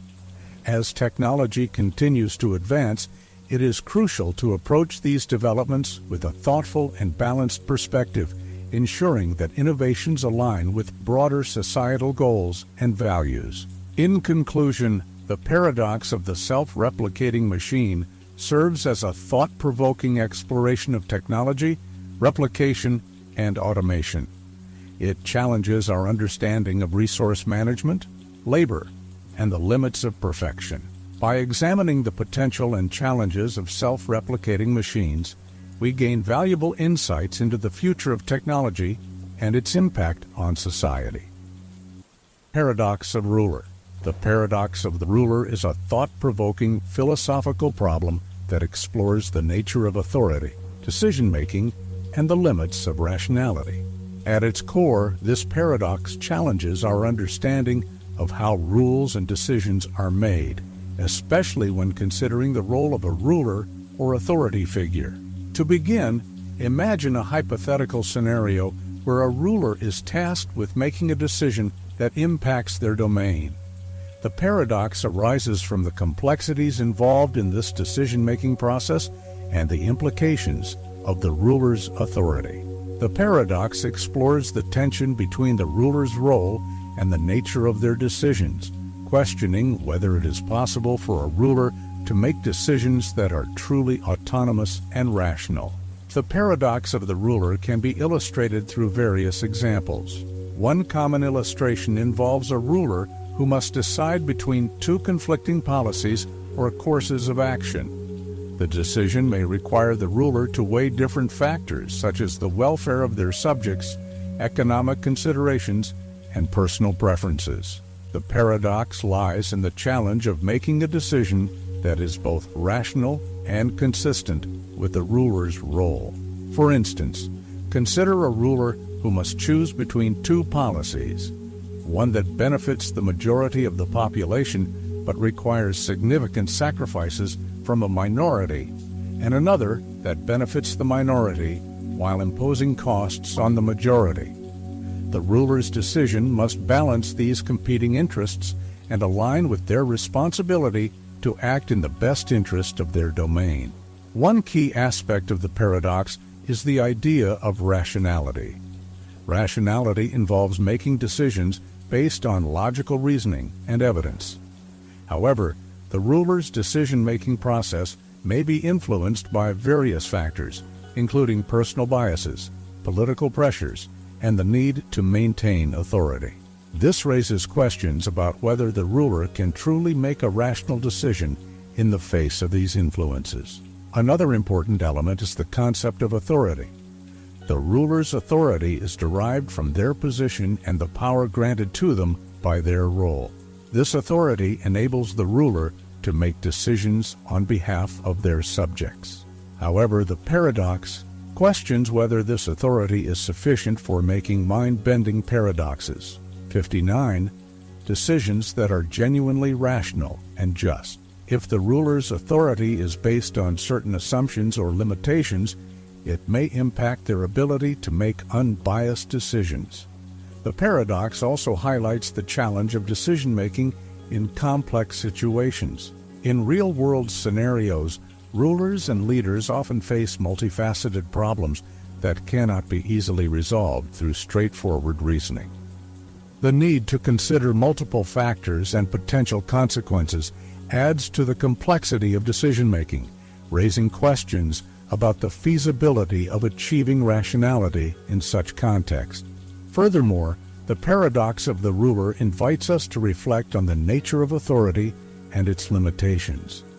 It challenges us to consider whether authority alone is sufficient for making sound decisions, or whether other factors such as expertise, ethical considerations, and the input of others play a crucial role. The paradox underscores the importance of examining the interplay between authority, rationality, and decision-making in various contexts. The paradox of the ruler extends beyond theoretical considerations and has practical implications for understanding authority and decision-making. By analyzing the paradox, we can gain insights into the challenges faced by rulers and leaders, as well as the broader implications for governance and leadership. One significant implication of the paradox is the impact of authority on decision-making. In practice, rulers and leaders often make decisions that are influenced by their authority and the power vested in their role. However, the paradox raises questions about whether authority alone can ensure rational and just decision-making. The presence of authority does not necessarily guarantee that decisions will be free from biases or inconsistencies. The paradox also highlights the importance of transparency and accountability in decision-making. Rulers and leaders are often held accountable for their decisions, and the ability to justify and explain these decisions is crucial. The paradox emphasizes the need for decision-making processes that are transparent and subject to scrutiny, ensuring that decisions are based on sound reasoning and evidence rather than solely on the authority of the ruler. Another key aspect of the paradox is the role of expertise and consultation. Rulers and leaders often rely on advisors, experts, and input from various stakeholders when making decisions. The paradox underscores the value of incorporating diverse perspectives and expertise into the decision-making process. By seeking input from others, rulers can enhance the rationality and effectiveness of their decisions, reducing the potential for bias and improving overall outcomes. The paradox also has implications for the design of decision-making systems and structures. In complex situations, it may be beneficial to implement mechanisms that support rational decision-making and mitigate the influence of personal biases. For example, decision-making frameworks that emphasize evidence-based approaches, stakeholder engagement, and accountability can help address some of the challenges highlighted by the paradox. Additionally, the paradox of the ruler raises questions about the limits of authority and the potential for power imbalances. In situations where authority is concentrated in the hands of a few individuals or institutions, there may be a risk of decisions being influenced by personal interests or biases. The paradox encourages us to consider ways to distribute authority more equitably and ensure that decision-making processes are fair and representative. The implications of the paradox extend to various domains, including politics, business, and organizational leadership. Understanding the challenges associated with authority and decision-making can inform strategies for effective leadership and governance. By recognizing the limitations of authority and emphasizing rationality, transparency, and accountability, leaders can navigate complex decisions more effectively and promote positive outcomes. The paradox of the ruler offers valuable insights into the nature of authority, decision-making, and leadership. By examining the paradox, we can explore broader reflections on the role of authority in shaping decisions and the challenges associated with rational decision-making. One important reflection is the relationship between authority and ethical decision-making. The paradox prompts us to consider how ethical principles and values intersect with the exercise of authority. Leaders and rulers have a responsibility to make decisions that align with ethical standards and promote the well-being of their subjects. The paradox highlights the need for ethical considerations to be integrated into decision-making processes, ensuring that authority is used in a manner that is fair and just. Another reflection is the impact of decision-making complexity on leadership effectiveness. In a world characterized by increasing complexity and interconnectedness, leaders face numerous challenges in making decisions that account for diverse factors and potential consequences. The paradox underscores the importance of developing decision-making frameworks that can handle complexity and uncertainty, allowing leaders to make informed and rational choices. The paradox also invites us to think about the role of technology and innovation in decision-making. Advances in technology such as data analytics and artificial intelligence have the potential to enhance decision-making processes by providing valuable insights and supporting evidence-based approaches. However, the paradox reminds us that technology alone cannot address all the challenges associated with decision-making. It is essential to consider the broader context, including ethical and social dimensions, when leveraging technology for decision support. Looking ahead, the paradox of the ruler continues to be relevant in discussions about leadership, governance, and decision-making. As societies evolve and face new challenges, understanding the dynamics of authority and rationality remains crucial. By addressing the insights and implications of the paradox, we can work towards creating decision-making systems that are more effective, equitable, and aligned with ethical principles. In summary, the paradox of the ruler provides a thought-provoking lens through which to examine the complexities of authority and decision-making. It challenges us to consider the limits of authority, the role of rationality, and the importance of transparency and accountability. By reflecting on the paradox and its implications, we gain valuable insights into the nature of leadership and the pursuit of effective and ethical decision-making. Paradox of lottery. Imagine you've just purchased a ticket for an enormous lottery drawing. The chances of winning are incredibly slim. Let's say a mere 1 in 10 million. Despite the overwhelming odds stacked against you, you find yourself filled with excitement and hope.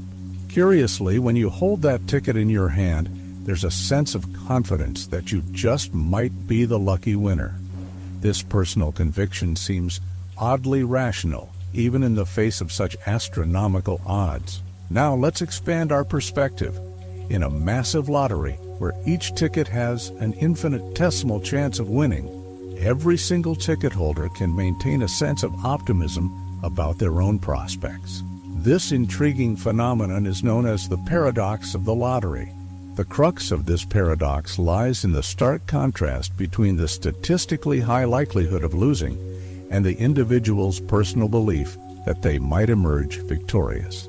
The paradox becomes even more fascinating when we consider the collective outcome. Despite each individual ticket holder nurturing the belief that they might win, the reality is that only one ticket, or perhaps a handful at most, will actually clinch the prize. This creates a striking logical inconsistency. How can we reconcile the fact that so many people harbor the belief that they will win when statistically the vast majority are destined to lose? To illustrate the paradox more vividly, let's envision a lottery with 10 million tickets in circulation. Each ticket carries a 1 in 10 million chance of winning. If every single ticket holder maintains the belief that they will be the fortunate winner, their conviction appears wildly irrational given the overwhelming odds. However, on a personal level, it's somewhat understandable. Each individual is unlikely to contemplate the probability of the entire group losing. Instead, they focus solely on their own ticket and its potential.